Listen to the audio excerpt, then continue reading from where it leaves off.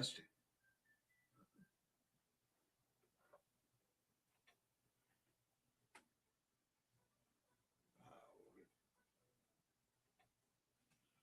Well,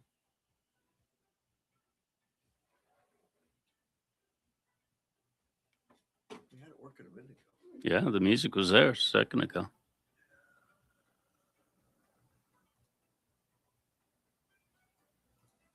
Test, no.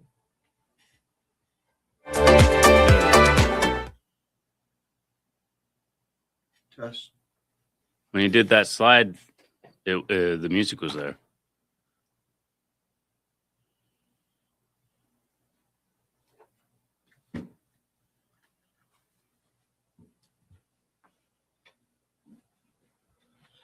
Test 1, 2. There we go. We're back on. How about yours? No, Is mic working? there's nothing in here. When you did that slide earlier, the music came back up. Yeah. Another one, like under the purple, I think it was. Yeah. Yeah, You got that? I can hear the music. But You I can't hear your me? voice. Well, I can hear you. I guess you don't need to hear. I can hear you through the headset, through just both my ears. So. Wow. Is that because we have you turned down too much? I don't know. How about now? Oh yeah. Okay. Yeah. Well, you made me turn down. So Well, good morning. Maybe we could do the show now. Now it's all good.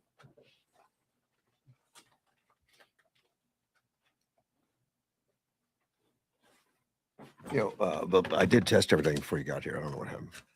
I think I touched a button. That stuff happens. Well, man. if you can accidentally fix things without knowing how you did it, you can accidentally break things without. No, I figured it. I figured it all out. Gotta take it both ways. All content presented on the Russ Clark Show, including statements made by guest commentators and callers, reflect the personal opinions of those individuals and is provided for informational and entertainment purposes only. These views do not present the official position of Mortgage One Studios, its owners, employees, affiliates, or partners. Mortgage One Studios does not endorse, verify, or guarantee the accuracy, completeness, or reliability of any statements made by third parties during programming. Yeah, we're going to record that one day. You see, how you been? I'm doing well. I have any idea why nothing worked when you got here. But It's probably because I got here. You didn't have anything to do with it. It was me. I'm quite sure. A couple things going on in Yuma. There's a 10 days of protein drive at the food bank. Read that headline. That's yeah. Cool. According to this, and Keller Williams, that's a realty company, is sponsoring the 10-day of protein at the Yuma County Food Bank. They included canned tuna, canned chicken, beans, peanut butter, and these are the most difficult items for them to receive because they're probably the most expensive. Well, and people like those. Oh yeah. You empty the pantry. It's like, we'll keep that. Yeah, we like that. I don't know who bought this stuff, but let's go give it to. Okay, that's happened. Yeah, that has happened. I'm sure. Yeah, they said it's hard to come by, according to Joanna Calderon, a controller at the Yuma County Food Bank. Our cost to purchase protein at a higher level versus other items. We do get donations, but not that much protein. All right. And then it's also it's shelf life, protein shelf life. But I think the canned stuff though, the canned tunas, canned chickens and stuff that has a good shelf life. I would assume peanut butter. You see you can drop off donations at Keller Williams Realty, located at 2553 East 24th Street, which is right down the street from Food Bank. It's right there. Yeah, just a block or so away, and through June 29th. So they're looking for donations through June 29th as an added incentive. Organizers are offering raffle tickets for every protein item donated, giving participants a chance to win prizes while supporting a local cause. I have no idea what those prizes are. I don't see a list. Well, you don't do it for the prize. So it doesn't really now you're just taking all the fun out of it. But whatever prize but there is. But I want the prizes. Cool. I want to know what they are. Yeah.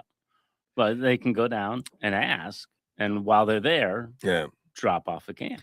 Good. And whether it's a prize or not, you're right. There is a need out there. Oh yeah, absolutely. And I don't know if it ever gets better in a year, does it? Does it ever get better? They say, "Wow, we're having a great year. We're not on that much need." Yeah, I don't know if they ever say we don't need much. Yeah, but there are years that are going to be better than others. There have been, and there's been a lot of claims, and it depends. It's a political function too. Mm-hmm. When you say when Trump's cutting all the SNAP programs or something like that, that's kind of like a half truth. There's been a lot of programs cut due to fraud. Yeah. When people are signing up that should not be or legal, Right. as well as grifters, that are doing it to cash out, selling. You can buy food stamp cards and stuff, EBT cards. Right.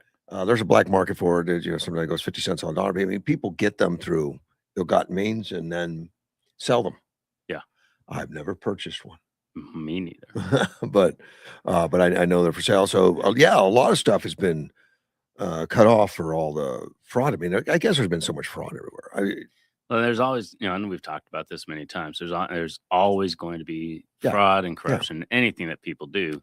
But when you allow it, it gets worse. So, well, and we see that's what we're in right now. Is people are taking notice of the issue and addressing it, and some people are being hurt. Again, not because of what they're trying to do to fix the problem, but because of the people that created the problem. All the bad actors out there created a problem. Other people are suffering from it. But when we get a better handle on it, things will go back to normal and people. Well, and some of those were getting benefits that absolutely it was not allowed by law that they got those benefits. Right. And those have been cut. Yeah. I remember just recently there was a news conference with JD Vance and some others talking about the fraud and stuff. And one of the ladies got up and she was in charge. I can't remember what she was in charge of, but she cut off like 800 businesses that were taking care of elderly type stuff, hospice type businesses, cut them off. Didn't hear back from any of them. Right. Nobody called up and says, "Hey, where's my money?" Right. Was it, and that was like, it was kind of like, well, we cut off the right guys. There was a couple, I guess. It said there were very few, just a few of them that picked up a phone and said, "Hey, there must be a mistake." Right. And that's how we find it. Yeah. And that's how they find the mistake. And they're like, okay, cool. You're real. We'll get you started up again. If they're real. Yeah. No. But some of them just disappeared. And I guess last thing you do is you want to call attention to yourself. All right. Like, look, my wife's Mercedes payments due next month. No, but this is a great deal. And the Yuma Community Food Bank is such a great deal for the community. Yeah, it is. I don't know if we pay them rent or anything from the Republican Party to hold our meetings there. Yeah, we do. We do. Oh, yeah, they're small. I mean, it's but it's minimal, but we do. We rent it. We pay them something. And that's good. I'm glad that they're getting funds to help the community. Sure. They'll put out notices every so often. We have too much of this produce or something. Come get it. And they just pile people up. Well, some of it or something like that, and yeah, some of it will spoil. We got to get it out of here. Yeah, because they get donations from stores or farmers or something like that, and they're like, "Oh, we have so much produce, it's going to go to waste. Come in and get it." 10 pallets of romaine. Yeah.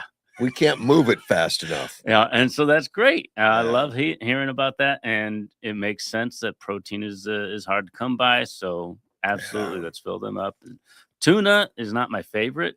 Well, then you should give it to them. I might give that to them.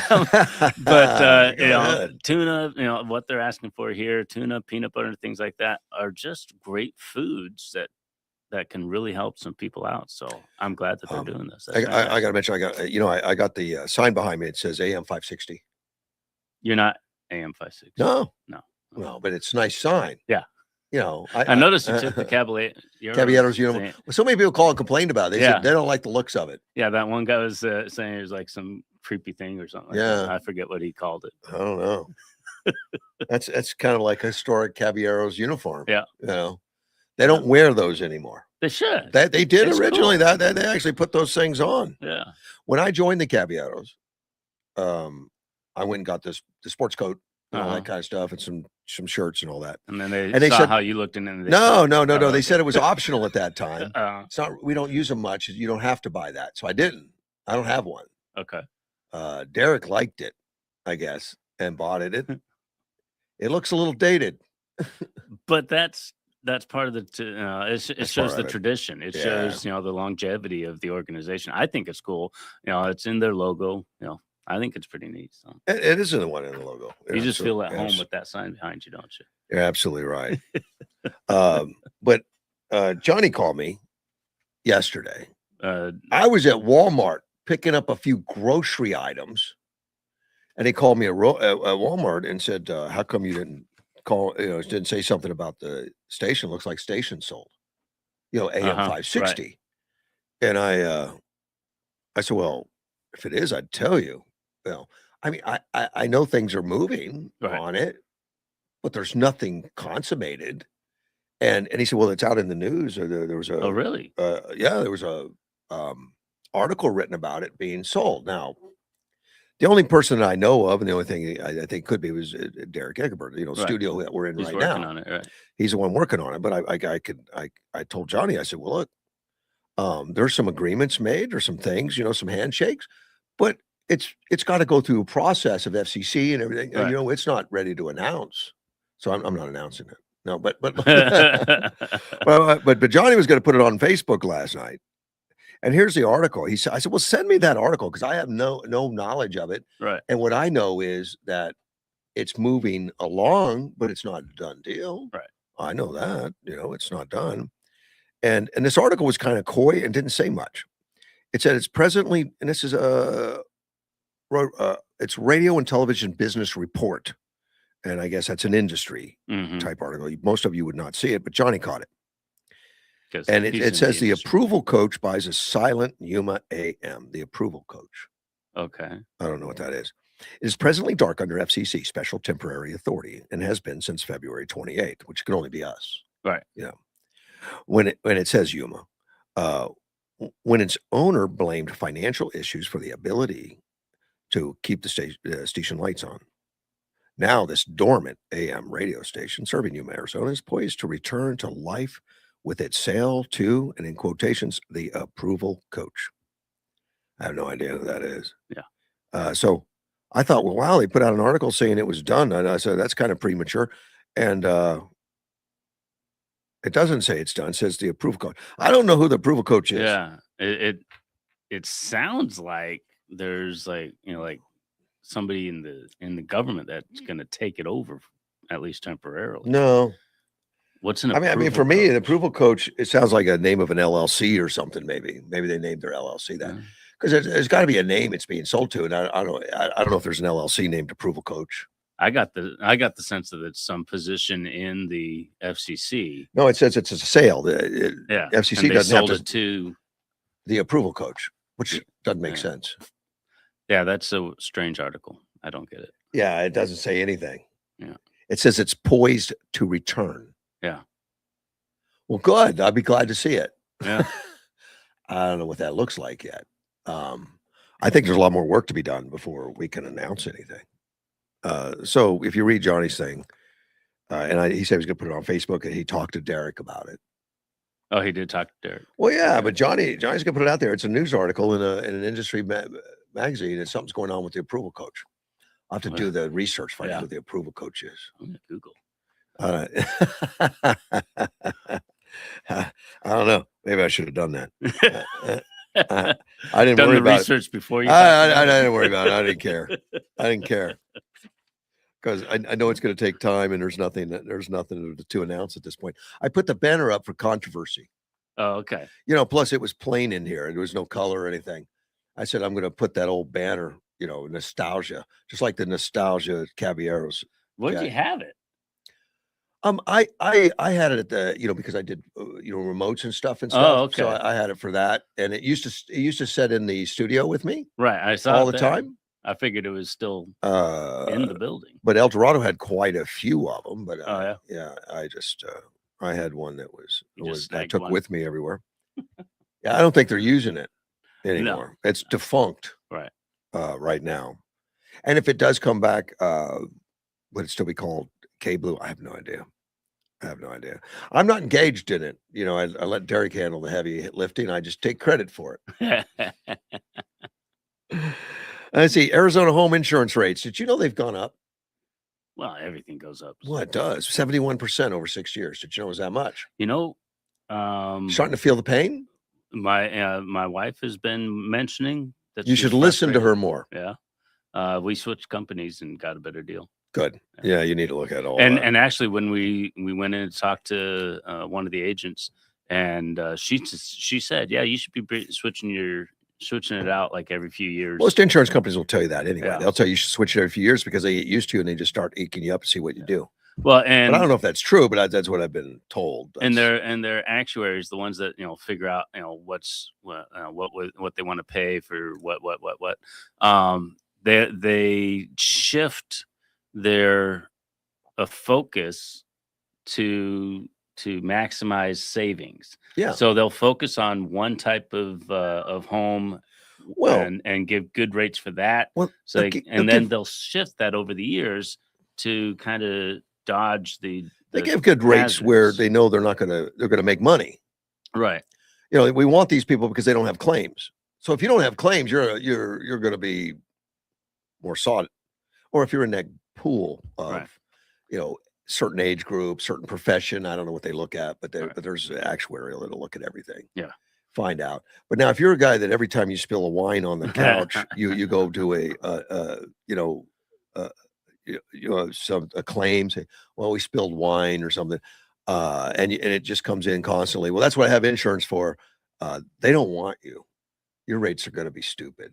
Right. You start doing that stuff. I mean, insurance there to help and do all that, but if it starts becoming your deal where you just don't care. Oh, the approval coach is the name of Derek Egbert organization.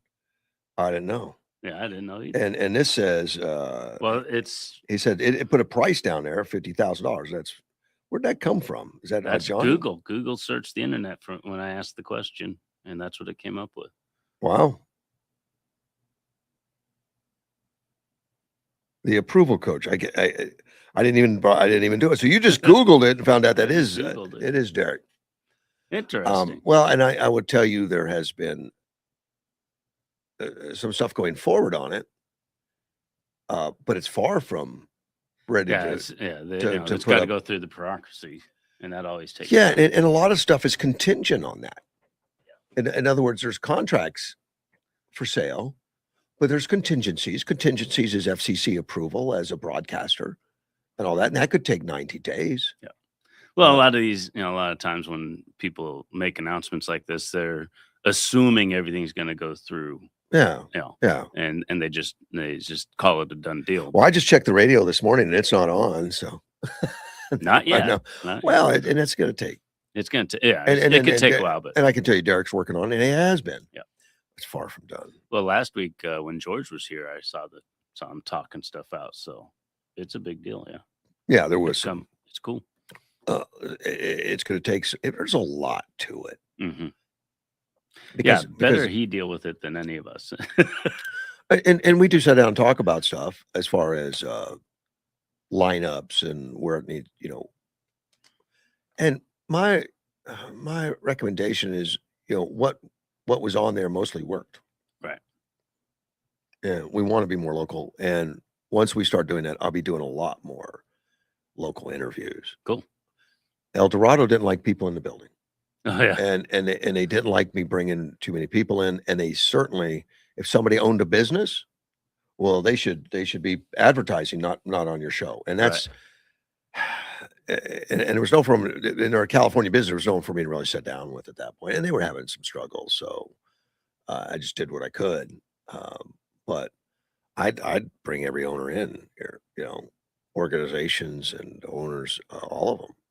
Bring them in here, find out, what's really happening in Yuma. But they literally didn't want people in the building because of the liability. They might trip.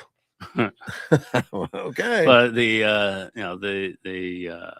river there, the other station that they owned. Yeah. I thought it was a local station. It is. But nobody. But it wasn't locally owned. It was locally on the air.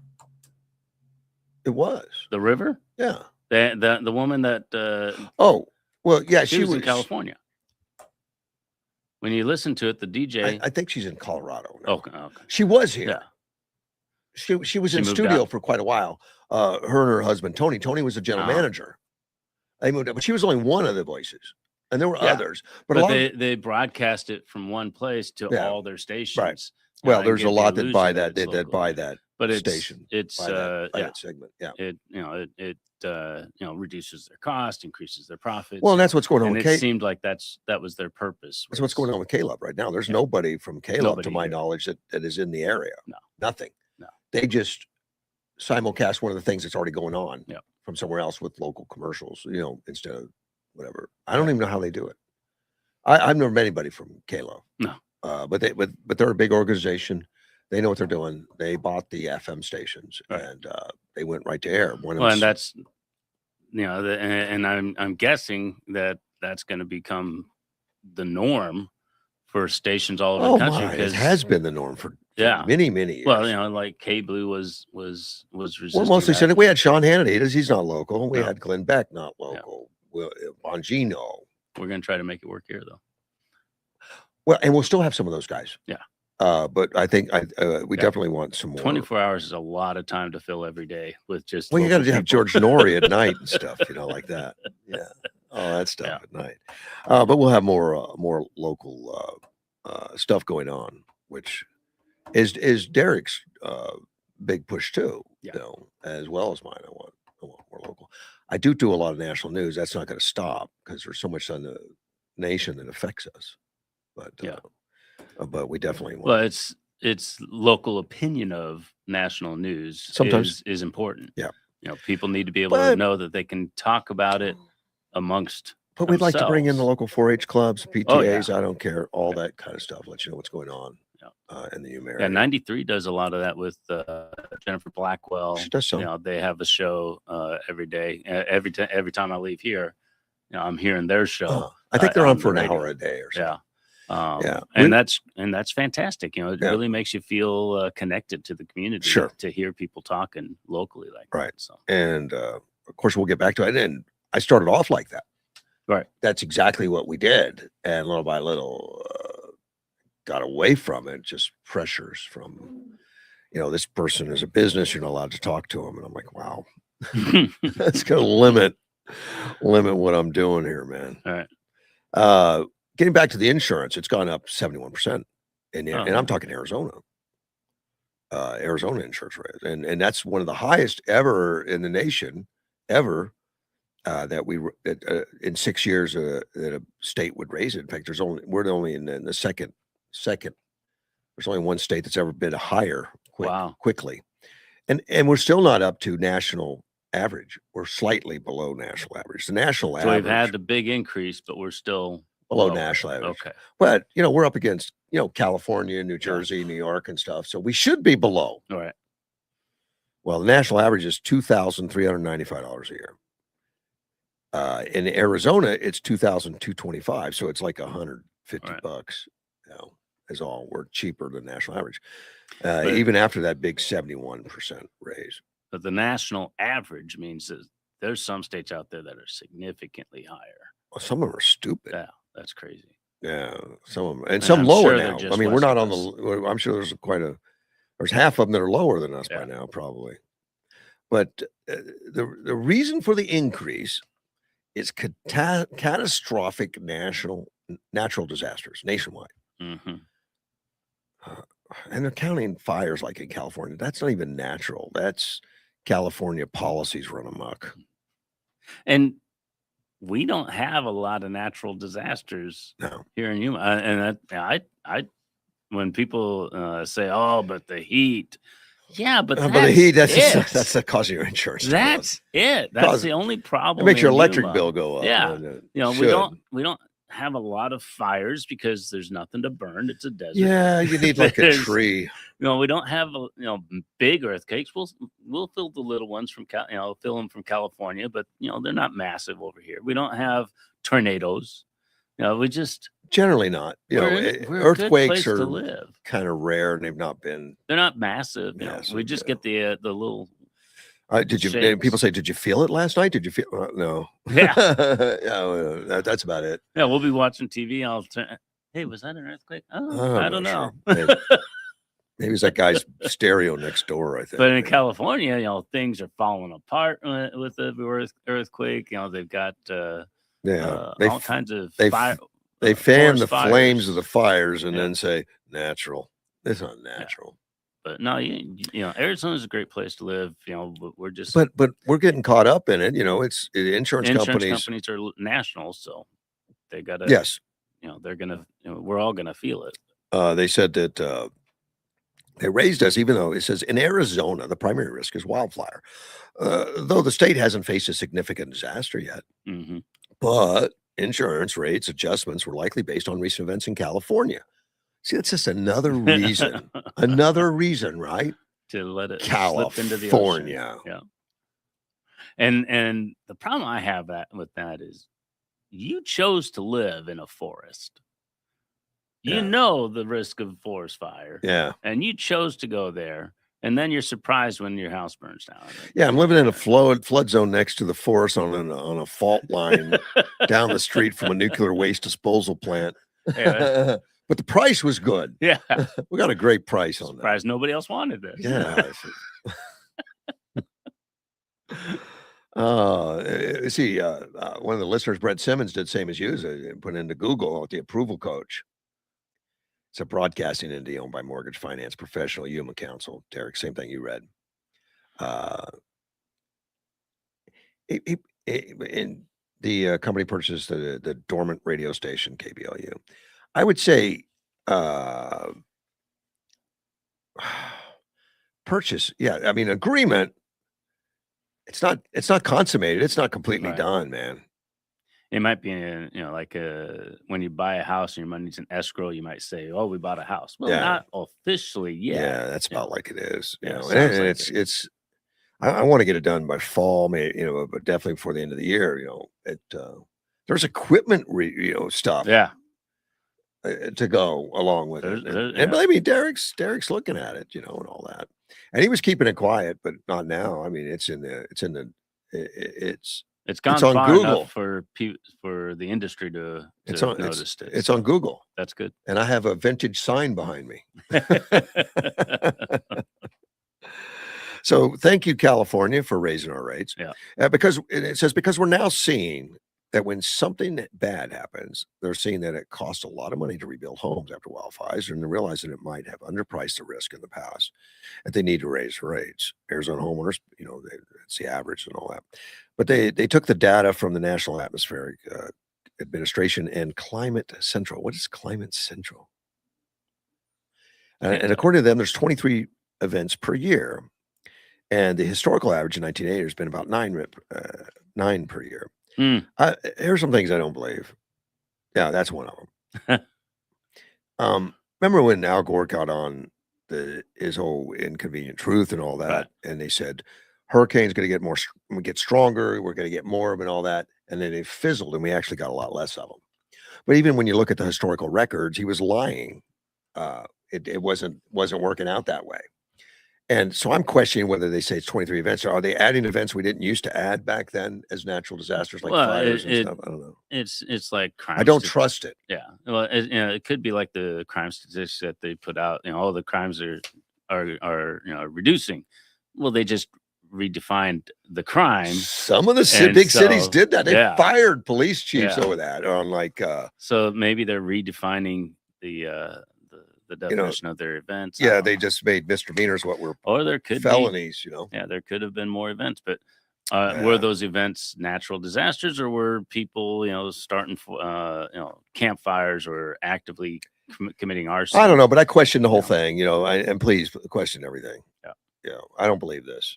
That it's up from 8 to 23 per year events, 9 to 23. And maybe we just count them as big events, and when in the past we just that's nothing. Yeah.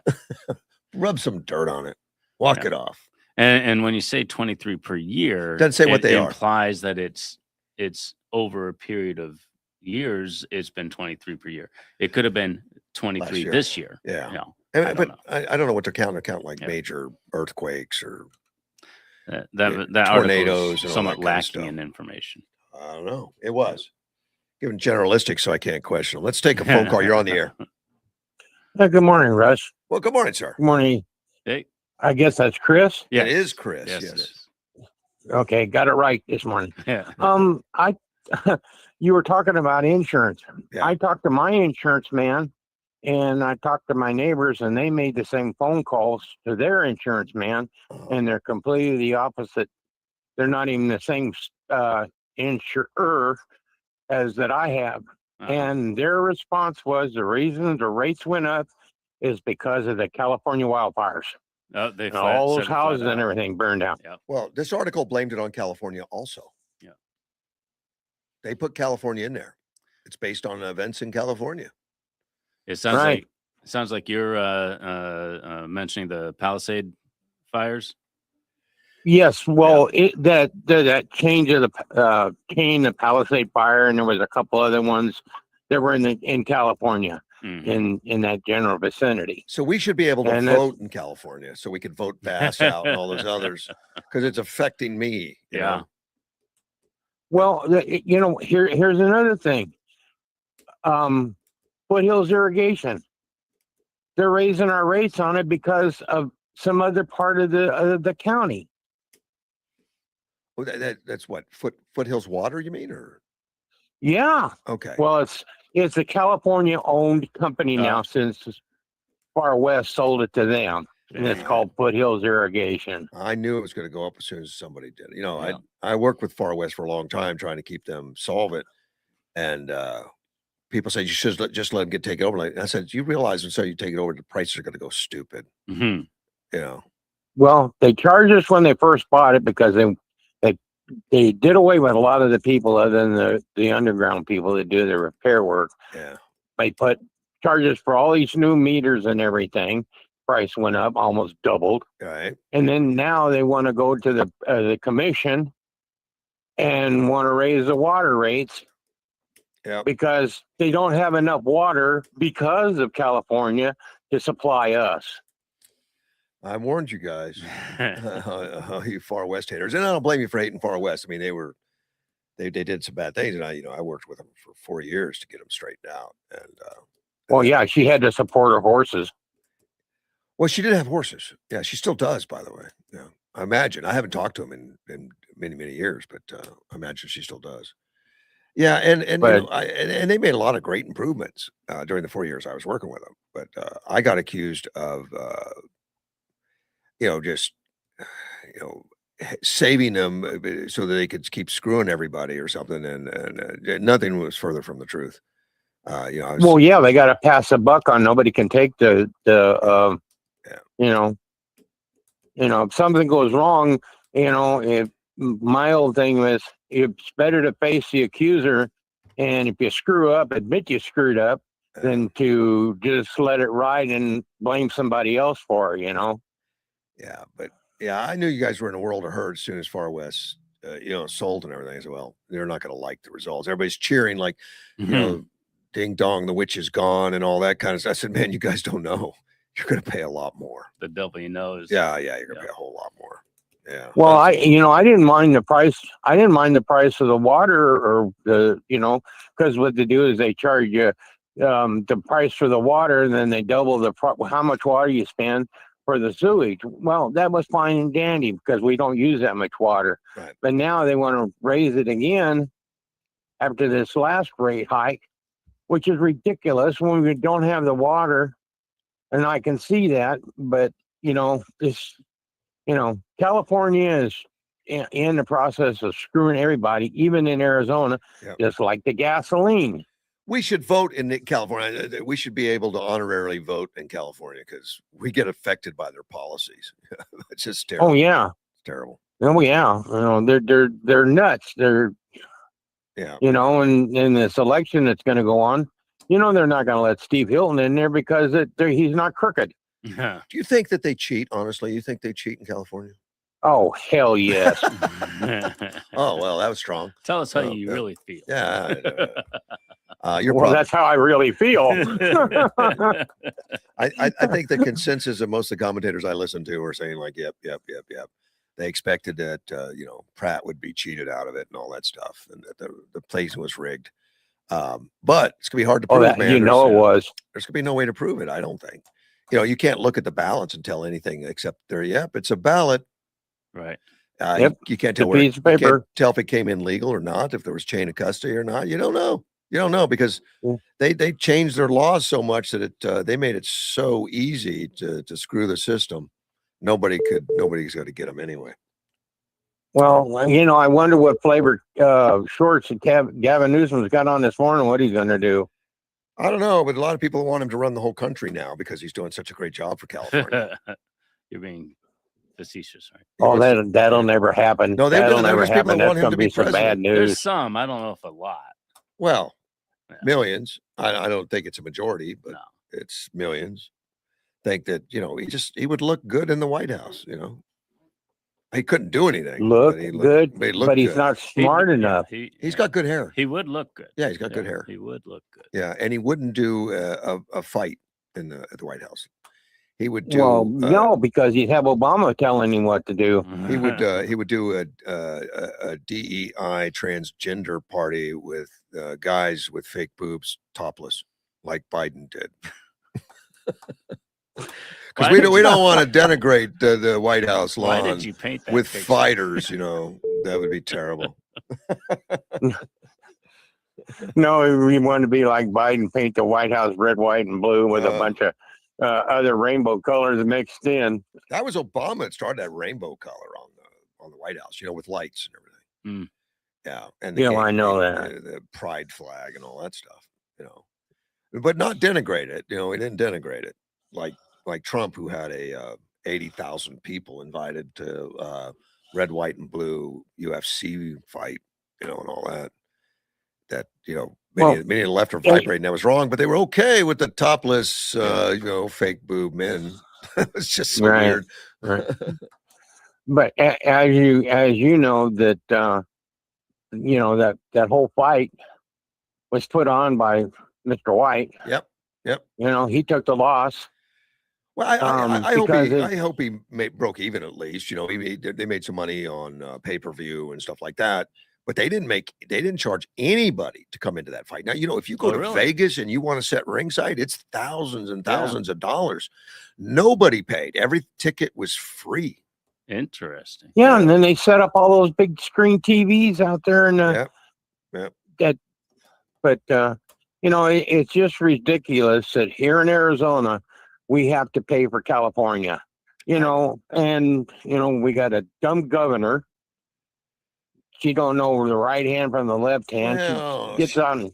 She does know which hand to pick up her pen and veto. She knows how to veto good bills. So she's figured. Oh yeah, well, but I bet you she couldn't hit her cheeks of her backside with both hands at one time. I don't want to know. I don't really want to know either, but I'll bet you. Right. But other than that, like I said, for the insurance, we're paying for California screw-ups because they got to have money to reimburse California. Unfortunately, I believe that's completely true, unfortunately. And, of course, our water is because, it really...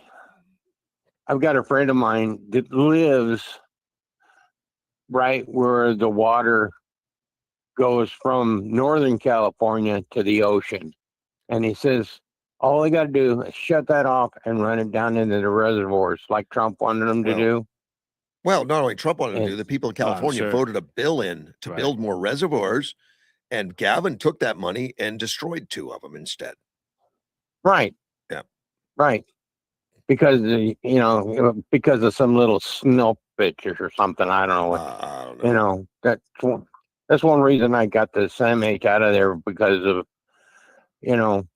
those damn tree huggers. And he brought in a lot more illegals because they don't use as much water because they don't water the grass, No, they do all water the grass.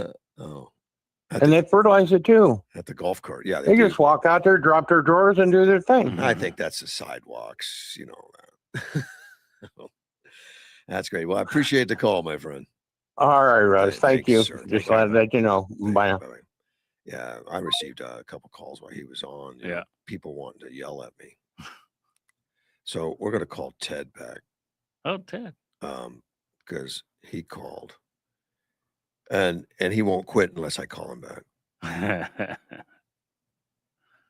So we'll see. We'll see what he's up to. See if he answers. See, I just call them right while I'm on the air. You never know. So be careful when you answer your phone. Waiting with bated breath for you to How are return you? my call. How are you, Ted? Very good. I just watered the yard, and I came in here because I'm beside myself, and I opened this garbage from our fine federal government. Okay, What's what that did what did they have to tell you? Okay, this is from the Social Security Administration. All right. Yeah. Our fine Nazi system of government. All right. It's a form letter letting me know that since my wife just died, I'm entitled to a one-time benefit from them. Oh, okay. This is what they figure my wife's worth: $255. Maybe. What is that supposed to? What is that supposed to pay for? What do they say? They just said that's for. That's to support the Democratic Party when they get that money. I don't think they'll get it. But what? But does they say why? Is that a life insurance policy or something? What is that? It's part of Social Security, retirement, survivors, and disability insurance. They give you $245. If you were a 55, Somalian 55, daycare, 55. if you were a Somalian carrier, it'd be $2.4 million, not right, exactly. $240. Right. Why don't you open a Somalian know. daycare? It's more profitable. Well, I have one right down the street from you. It's called Autism something of Humor or something. It's right there. A brand new building opened up. It's right up the street from you. If you can't see it, you need. I don't even look for that stuff. Autism, really? Yeah, right up the street from you. I told you about that place. I watched it. I've never seen anybody go in there. Maybe it's a scam. Could be. It's your scam. It's on your block. Well, we need to call Nick Shirley and have him go knock on the door. God, please. We don't need that stuff. Yeah, we do too. I love Nick Shirley. I think that guy's got guts. Yeah, I like him. Patton had guts. But yeah, but Nick Shirley has bodyguards. Did you know that he had to hire security? His death threats have gotten to the point they have to hire security, which I think is legitimate. Probably could be. Yeah. Just remember that just remember all the times they called you and I and everybody else Nazis. Remember what the Bundespart was in Germany. That was a Democratic Party that Hitler took control of. That was a Democratic Party in Germany. So, Sieg Heil, mein Herr. No, it's really ridiculous. I mean, I understand they're not entitled. I'm not entitled to anything. I try not to be an entitled person in life. I work for what I've always had, mostly what I didn't steal. But yeah, it's just pathetic. It's pathetic how they treat American citizens and compare it to foreigners. Yeah. I did see one thing that brought a smile to me. You know what it was? What's that? There's a tortoise that's lived for 195 years. Wow. He's lived 1 year longer than Nancy Pelosi. Oh. Are you? I thought you were talking about Mitch McConnell. Okay. I thought about that earlier, but he's old. He's been kicked around the Capitol building. I think he's in the hospital right now. Yeah, that's right. He was. But, he's been having so many health concerns where he just gets in front of a microphone and just stands there and freezes. Yeah. His aides are asking, "Are you okay? What's going on?" Right. Just like I said the other day, this just shows the rest of us what people will vote for in this country. What little political savvy, business-like savvy it's a free country. You can vote for any reason you want. I didn't say. I know you that. Can vote. I know that. It's just showing me. I think it's what they're about. Yeah, it's interesting that they're shallow. It's bumper sticker voting. They do. The guy's tall. He looks good, or the I like the way they wear the mask at the KKK rallies. I don't know. You can vote for any reason you want. It could be a simple thing like he owns the same kind of dog I own or something. People do that. I look at it, Russ. Yeah. Some of the decisions these people make can directly affect our health and well-being. My mother's, yours, your wife's, everybody's. All right. Yeah. That puts them a little bit above the average moron. as far as legality goes. And the sooner some of them get perk walk for their I consider criminal acts against the Constitution and me, the better. Yeah. Now, I was raised with some discipline, whether I learned from it or not, Russ. You These had people discipline? are protect. Yeah, I did, Russ. Believe it or not, I did. Okay. Yeah. Whatever. I'm gonna call your Whatever. mom. I don't know. Don't do that. I Okay.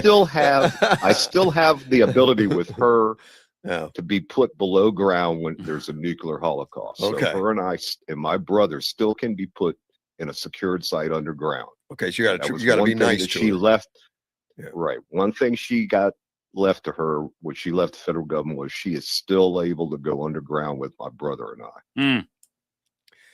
Well, oh, I hope you guys have a good time Eat K underground together. we'll eat K rations and watch TV. There you go. Appreciate the call. Anyway, yeah.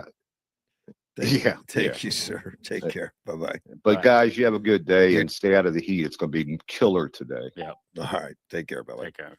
And Mr. Ted, 200, what does he say? 200? $255. I mean, I'd almost rather not receive that Right. letter. Well, because like you said, That is just sounds- is that what my wife was worth? Wow. All they have a computer running numbers, and that's what it's Well, what it I comes don't up understand with. what that's just a benefit. Yeah, he said death benefit. So, Wow. and if it's a one income family, it sounds like that was the case. Then the computer's like, well, you weren't getting much from them anyway, so you didn't depend on them, so you Yeah. don't get as much. So, yeah, and I know my mom got some when my dad died. I don't know what the number was, but that's just part of the system. They're saying that Social Security is going to be have to reduce benefits by 20% starting 2032, and they're going through issues in the legislature right now, trying to figure out what to do with it.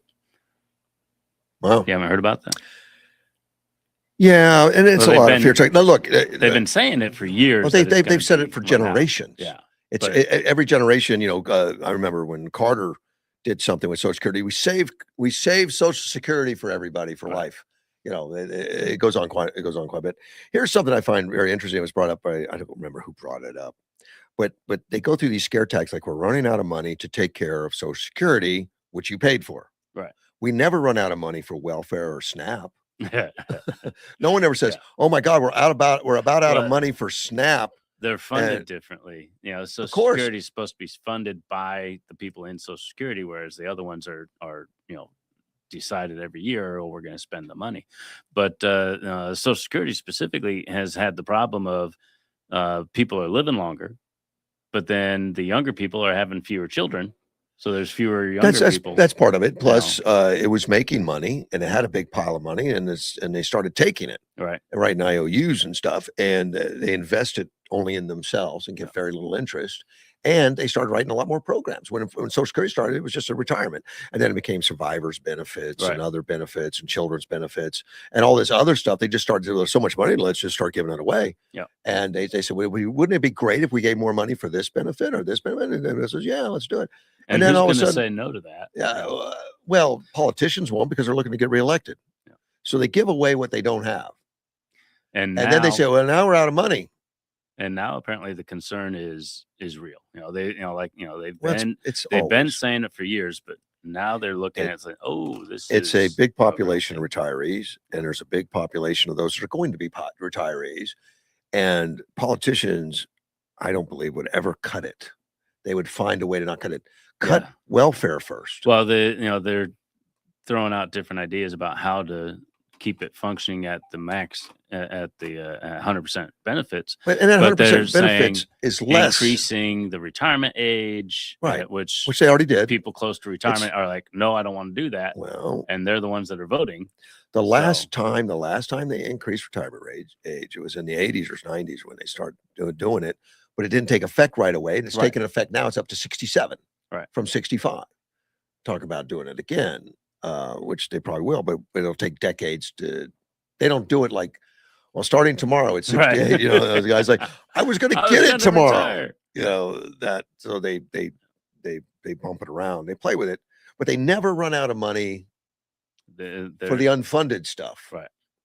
Well, we 'Cause got plenty of that, and no one says in mid-year like we're about out of money for welfare this year. No one says that. Right. They just keep paying the bills, and well, with looking for the fraud, then we might be able to cut that back. but even so, the fraud won't come to Social Security anyway. But Yeah.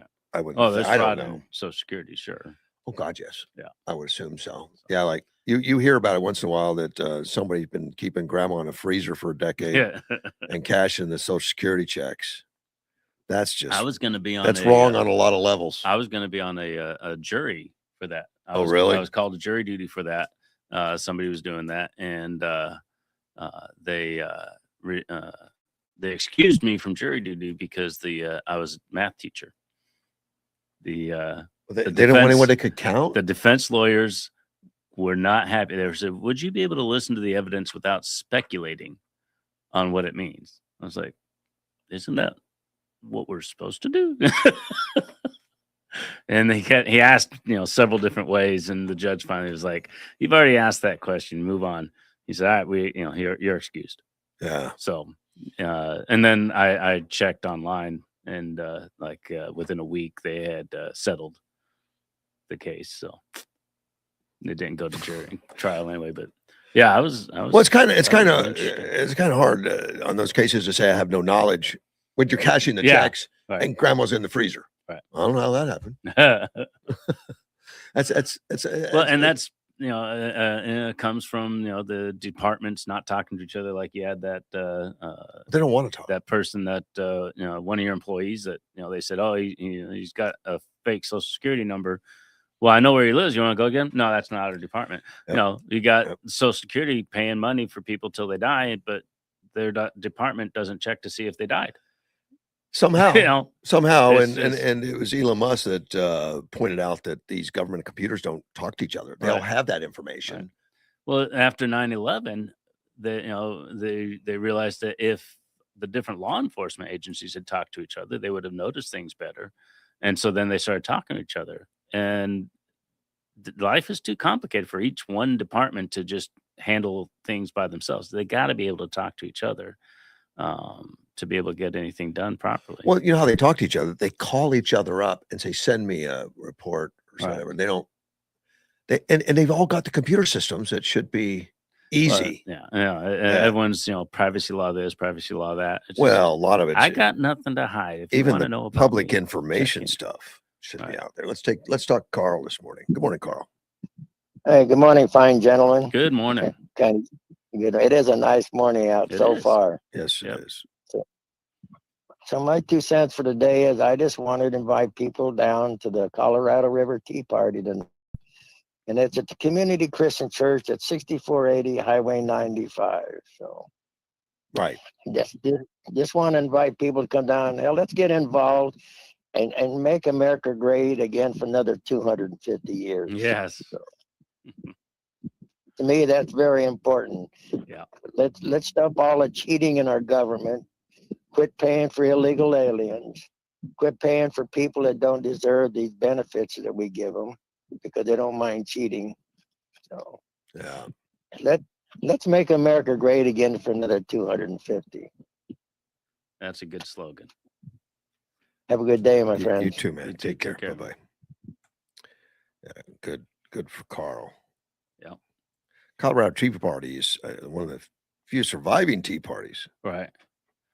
I remember the big craze when there was tons of them. Yeah. And they and the people that were in them didn't go away. They folded into other organizations and stuff. Well, and they were, they started because they were trying to get some big changes to happen. And now we have Trump and he's making the big changes. So it was right after Obama was didn't need elected and it was taxed enough already type stuff, grassroots stuff.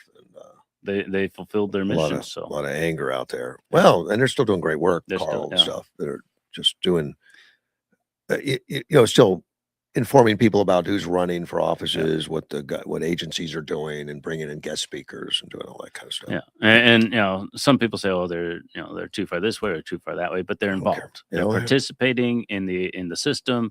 There's somebody that you can go and talk to, and you can listen to them. They can listen to you. You can agree or disagree, but Mhm. the conversation's happening, and that's the important thing: is having opportunities for people to find the flavor of participation that they want, that works for them, and be involved. And so, you know, that's fantastic. I think they're doing a great job that way. I want to talk about some of the Arizona stuff going on. There's a ballot measure coming that's yeah. anti-AEA. AEA Right. is the Arizona Education Association, which I'll get back to. Let me talk to Carl again. He's back on the Hey, phone. Carl. Good morning, sir. Hey, I'm back. Well, I forgot to mention the meeting starts at 6 o'clock tonight. So, Thank you, Sally. yeah, well, she, Smacked him as soon as It you hung is. up. You didn't say the Yeah. time. yeah. Well, no, I sit outside where it's nice under my mesquite tree, and Yeah. she watches you on the TV. So, Oh, good for her. She's cooler, man. but it's kind of nice for people to know. And I goof up a lot like that, so I try and take care of my mistakes. You're You like, know, yeah, I understand. I'm not like the Democrats. They make the mistakes and they don't care. I'm a Right. Republican. I care about my mistakes. So, That's right. Appreciate it. Take and, care. and we have to remember there is only one person perfect in this world, and he lives upstairs. His name is God. Yeah. Have a good day, gentlemen. Thank you, You sir. too. Take Bye. care. Bye-bye. Good message. AEA anti-AEA, Anti-Arizona Education Association. And there's some things going on behind the scenes I don't understand completely, but I'll tell you the rumors I've heard, whatever. But you know the organization SOS, Right. Save Our Schools. Save our schools. That is an anti-ESA, which is the education Right. thing for Education homeschooling scholarship. and Yeah. all that stuff. Yeah. And they tell lies about it regularly. It's just amazing Yeah. when I read some of the ESA garbage. It just isn't true, trying to kill it. Yeah. Because they want everyone to go to public schools and have no choices. We have school choice in this state. Well, and the funding for the AEA and the SOS ballot measures are coming from out of state, because other states are seeing how effective it is in Arizona, and we're leading the way, and they don't want their states to Right. follow suit, and so they're trying to Yes. kill Well, it we have been here. used as a model for many states. Yeah. Let's say, well, Yeah. Arizona's got the best. Yeah. So other states want to We're kill it. we're But leading. that would be the anti-ESA. Now the Right. The people anti-AEA, going against them. that's I think that's more local. That's the Arizona Education Association, which, you know, they're fighting SOS. No. So they are. They No, hate AEA, SOS. AEA and SOS are working together. This is the What? the legislature passed Right. something that's going to counteract the AEA bill. Well, that's what this is. This is the Yeah. legislature bill. Yeah. Anti-AEA. Right. AEA does not like. AEA and SOS are working together. Oh, correct. They're working Yeah. together. Yeah. Right. Yeah. Yeah. But and this one's to work against. This one is going to try to counteract them. Trying to counteract them. Yeah. AEA and SOS are working together. You're exactly right. Because they both want To kill public ESA. schools only. Yeah. They do. Yeah. They both want that. They don't want homeschoolers. Now, I read the ballot measure that this is The referring to, anti-AEA. and it has nothing about police or firefighters. No, it or doesn't. Unions. It doesn't. I read the whole bill. And okay, and what they drafted, they say applies only to school districts, and it can't be expanded, whatever. And it would stop them from taking money out of the paychecks for union dues, you know. And I don't know if you know that Right. happens when you're in a union. Yeah. A lot of times, you know, the businesses have to manage the finances, which is unfair to the business.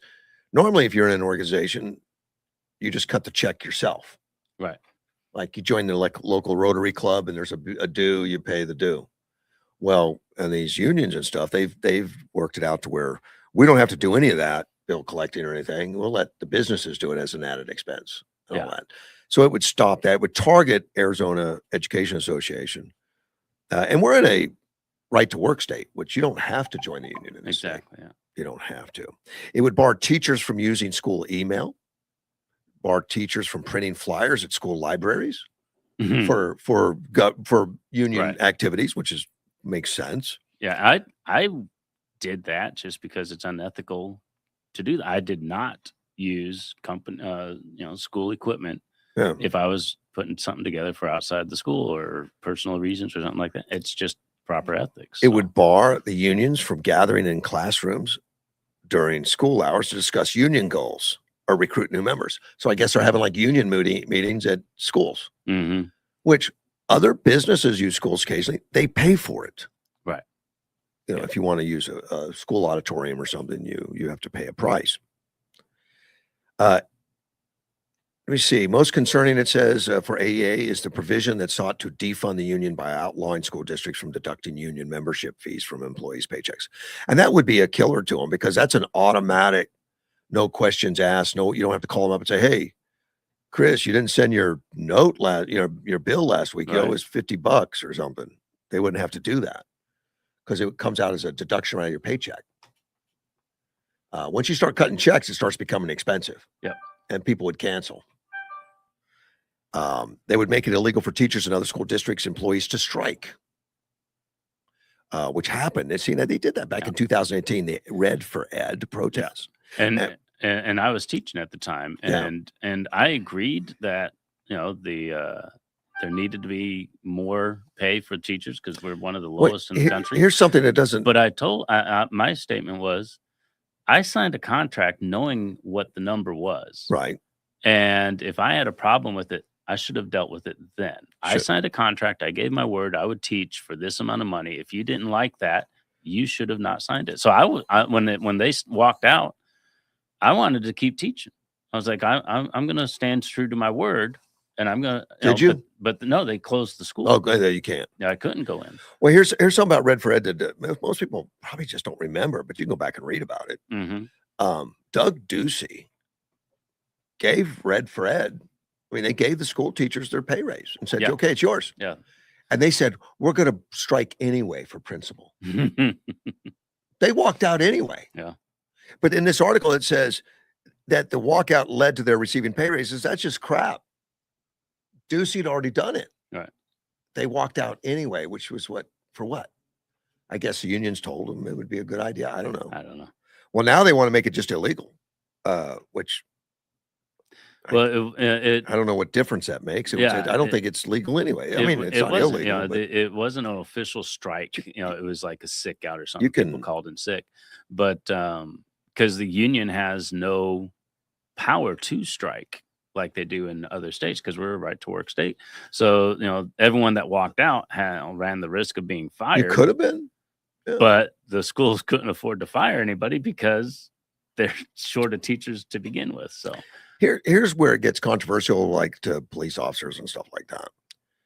They amended the new constitutional language to bar any level of government in Arizona from negotiating terms of employment with a labor union. And they say it's just for schools, but there's unions and firefighters and police that said, well, it sounds scary. They don't like it. And other people like, well, attorneys for some of the unions are saying that, it could be used on other unions.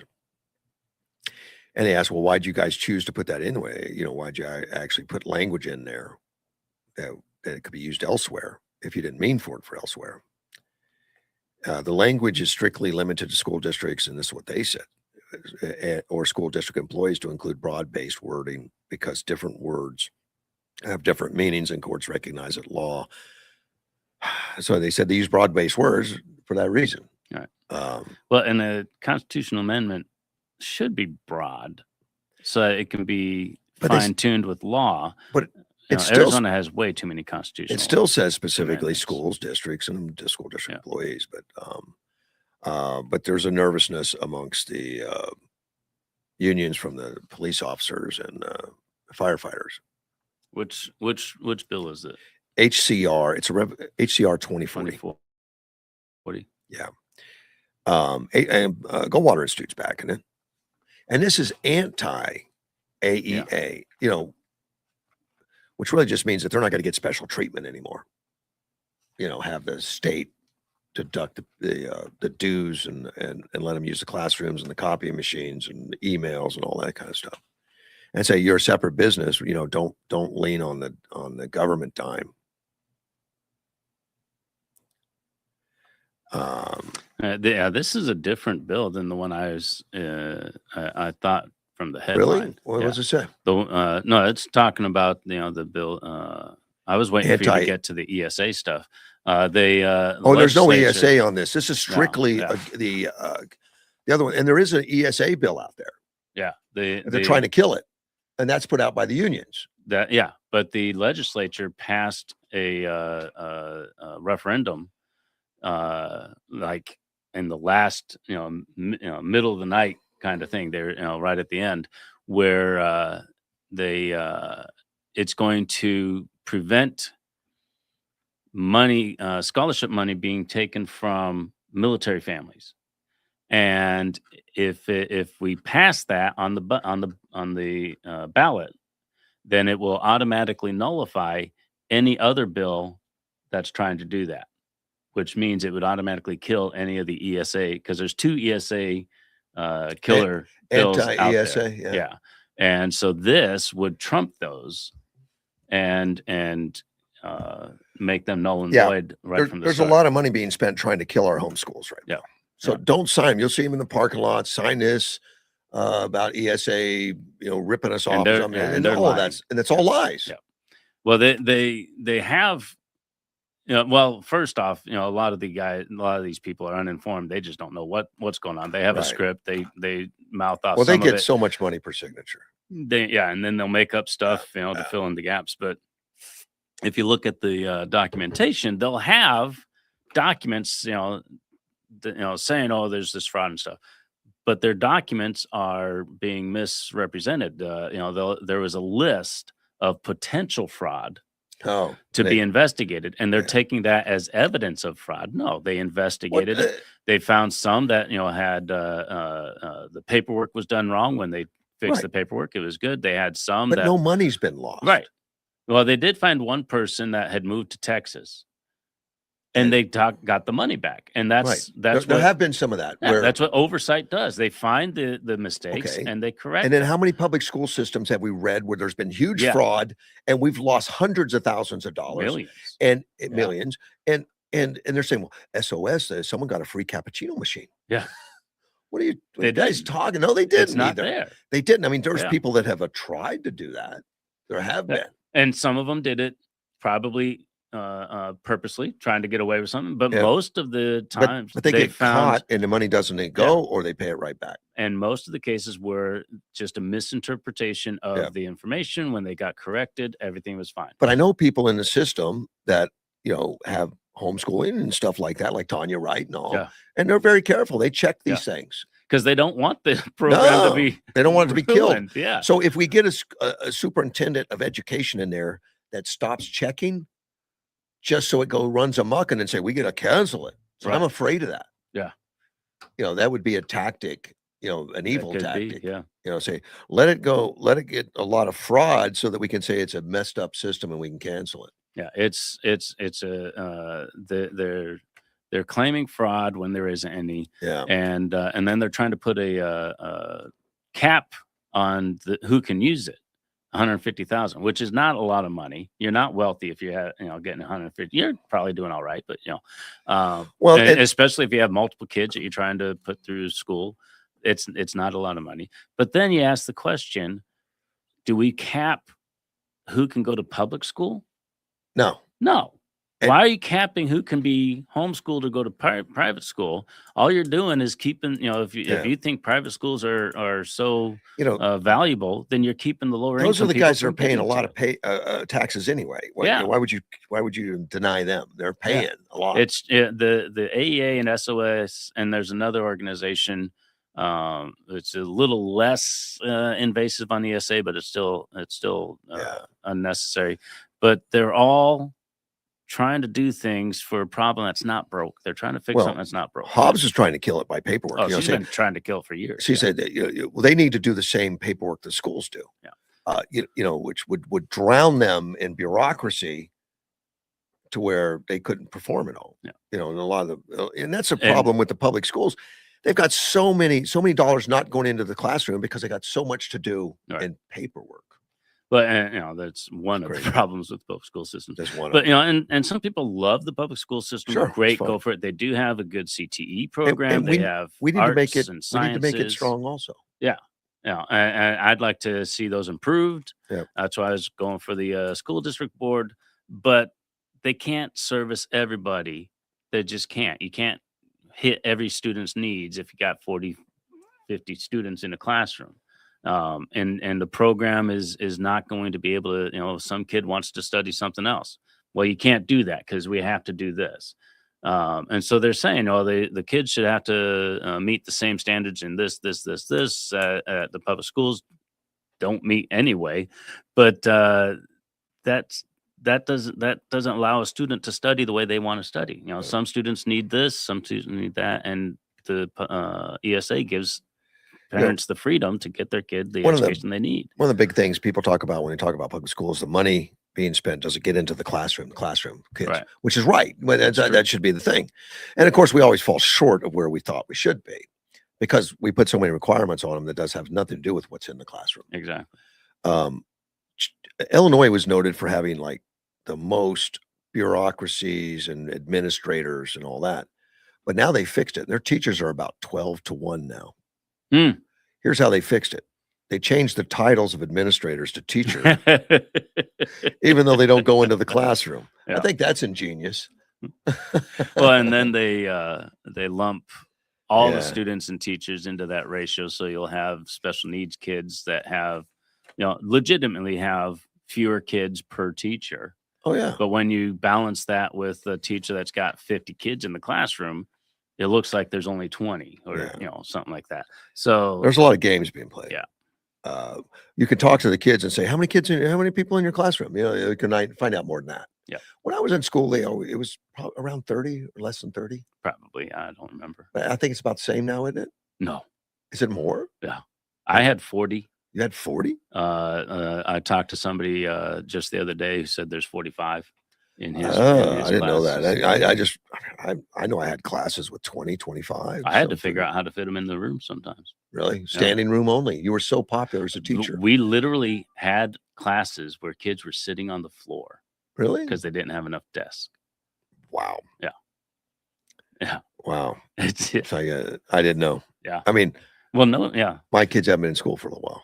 I can't believe my son's like almost 40. Isn't that crazy? I don't even see myself being that old. My niece, I was talking to my brother the other day. She's turning 40. I was like, that's the age that my family, for one reason or another, decided was going to be a big birthday party. Yeah. And everybody would come in for the 40. And now his child is 40. And he's like, yeah, I know. Isn't that crazy? It's just yeah. I thought 40 was old at one time. I always say, the older I get, the older old gets. Yeah. Just push that right down, Trump's 80. Yeah. Can you believe that? Yeah. He's looking good for his age. Still looking good. Did you see him at the G7? I saw a couple of them with Macron. Yeah, a couple clips. Yeah. He walked into the room and declared, I'm the boss. Is that gangster or what? I'm the boss. Like, haven't you made enough people mad today? You want to go right there. Well, from what I heard, it was everyone knew he was just having fun. But of course he was. Yeah. I don't think Macron was laughing. I don't know. He might have. I don't know, because it is funny for somebody to walk into a room full of world leaders and say, "I'm the boss." I'm the boss. That's so typical of him. Yeah, it is. Yeah. If Macron had done it, people would have laughed for a whole nother reason. They probably would have laughed. There would have been tears in that laughter. Like, what the heck? Look at this guy. Yeah, but they couldn't argue with him. No one stood up and said, "No, you're not." I'm the boss. Yeah, he's accomplished so much, and I know Joey Behar will probably disagree, but it's just amazing how much he does. Yeah, she'd disagree if he said the sky was blue. I know. Although she did recommend that J.D. Vance run for president. Oh, did she? Was You know, she? J.D. Vance was on the show, The View. Uh-huh.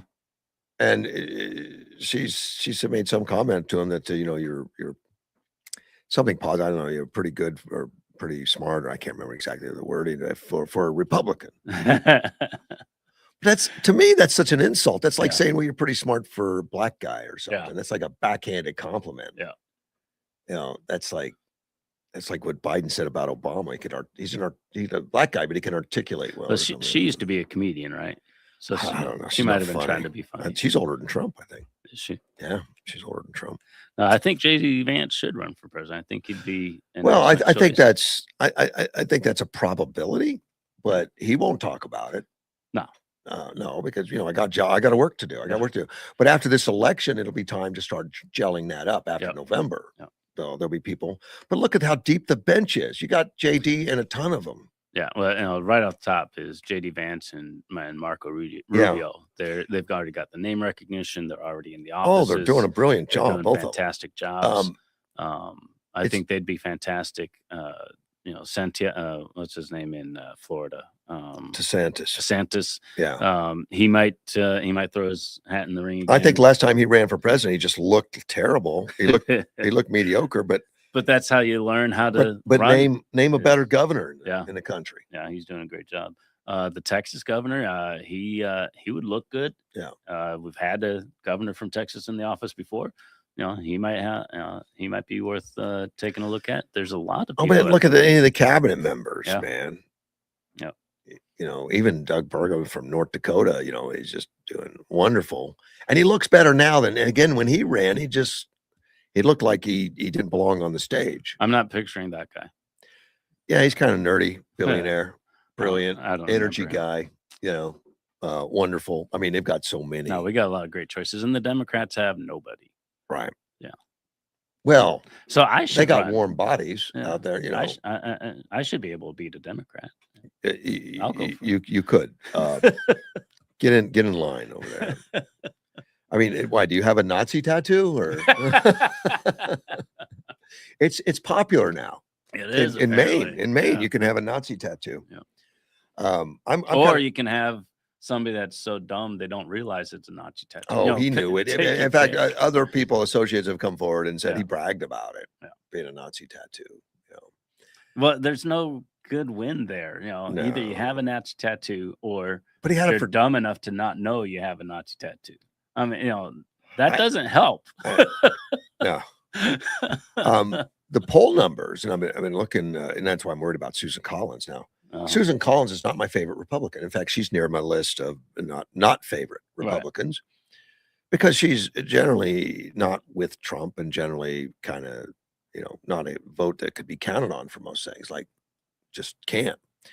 And but she's won 3 terms there, and every one that she's won, she was behind in the poll by significant numbers, 6, 8, 12, and we're behind and won. Good. Now she's ahead. Uh-oh. I don't know what Maine thinks or how. Oh no, she's ahead. That's not good. She's never won from ahead before. Yeah, and you know, when you're saying she's not your favorite Republican. You know, politics is local. You know, maybe she has to Maine's Democrat country. Be elected by the constituents, and the constituents want a certain thing. So, you know, even a Republican that is, you know, sometimes on your side, sometimes not, is better than a Democrat. Better than a Nazi Democrat. Oh gosh, yes. I would support Susan Collins in that case. Yeah. Because that's better than a Nazi Democrat. Who says, you know, I'm immediately going to impeach Trump. You know, that's his goal. Yeah. Going to impeach Trump. Well, that's all of their goals. A lot of them. Yeah, it is. Yeah, as soon as if they take, you know, if they take the House, he'll definitely be impeached. But if we hold on to the Senate, he'll survive it. You know, if they the Senate, according to CNN polls, and I trust them because CNN polls always look good for Republicans, and they hate Republicans, so I trust the poll. They showed that the Senate being able the Republicans to be hold on is 50-50. Yeah. Although it's changing now. It's now I don't know, 54, 46 or something in that range because of Susan Collins. Well, the numbers are going to be It's going to change a lot. a It's lot early. until, Yeah. especially up till the primary.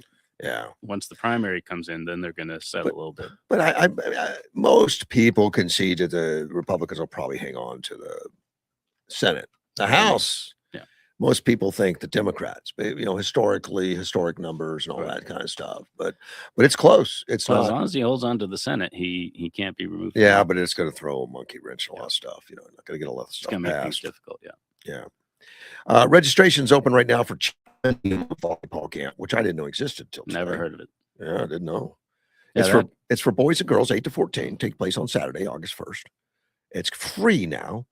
And it's going to be put on by head coach Lorena Chandler out of Arizona Western College. She's the head volleyball coach. She said, for the past 11 years, I've had the privilege of helping young athletes learn and grow through volleyball. At our clinics, kids will focus on basic skills like passing, serving, hitting, movement, and communication, which is good. There's no DEI in there.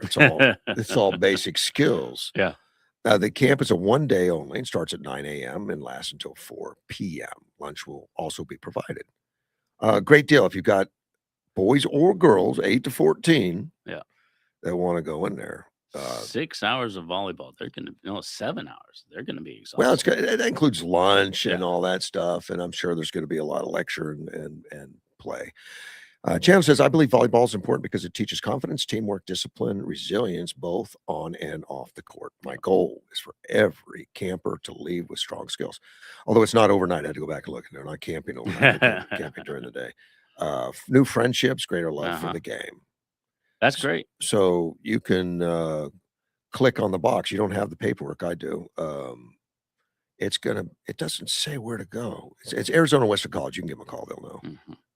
They'll direct you. And you want the Chapman, the 2026 Chapman Yuma volleyball camp. Where's the name Chapman come from? Is that it's probably at car dealership? You think so? I'm guessing.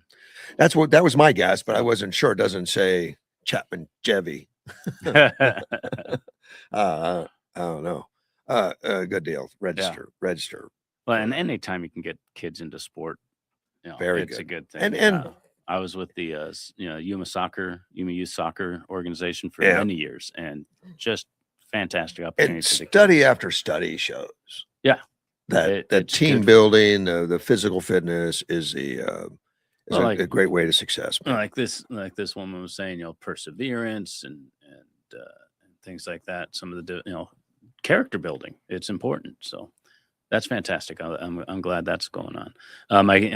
My granddaughters, 3 and 6 years old, are doing gymnastics, and the older one, she's done it a couple years, and she's also doing mixed martial arts as well. So she's just having fun with it. But the 3-year-old, the first time she did it with the gymnastics, she's too young for the mixed martial arts. But the first time she did the gymnastics, she was, we're like, she's an Olympian. She was just flipping all over the place, doing all kinds of things. How old? She's 3. But she was fantastic. The other kid, the other little girls in her group were, misunderstanding what they were being taught. They were not taking chances, but she just pops up. She just does her thing, and she's waiting in line to do it again. And I'm like, ooh, if she gets into mixed martial arts too, she's going to be like. There has to be something in her upbringing that was around her that she felt comfortable. I don't know where that came from. She's a risk taker. A risk taker. She absolutely is, right? As soon as she could move, she was trying to climb on things. Crazy then. Yeah. I have a grandson like that. He just turned 4. Uh-huh. And my daughter bought that house with a pool, which makes me worried when a 4-year-old, because they have no brains. No. And you can't supervise them 24/7 always. But I was at the pool party this last Saturday, and this guy, that 4-year-old at Gray Skull is just an animal. He'll jump in 8-foot water and swim to the bottom, pick things up, swim around the pool. Oh my gosh! Yeah, wow, he's a nut. That's cool. And I was lifeguard. I was in the pool with 20 kids, And I was always worried about it because his face was always down in the water. But he likes it that way. He just comes up for air occasionally. Yeah. I always preferred it underwater too. Yeah, he's swimming and he's like with the big kids. He doesn't even realize he's little. Right. He doesn't know. Yeah. In fact, you know how they play chicken, or they try to knock each other over, put one Right. on the shoulders and knock each other over. He's up there. I put him on my shoulders. I put him on my shoulders. I found I could beat the kids. But that's great. They couldn't knock me down. Even Grandpa. When kids don't realize that they're supposed to be scared or timid, he has no fear. They are unstoppable. And that's the kind of attitude that is going to serve him well in life. And his dad was an all-state football and baseball and all that. And this kid has hands like gloves. I mean, he's big hands and stuff, and just ruthless and reckless. I love the kid, but he's crazy, and he's got no fear of anything. He's got no fear. Good. Oh man, he's a joy to be around. I mean, he's just hilariously fun. Yeah. To be around. So, but you got to keep your eye on that boy. Yeah. Yeah. Both my granddaughters, their personalities. It's crazy how fast their personalities can differentiate. And at 6, the one is on stage, fearless. We went to a wedding and she just took over the stage. She's up there dancing and singing and stuff. The other one, she's much more physically fearless. And of course.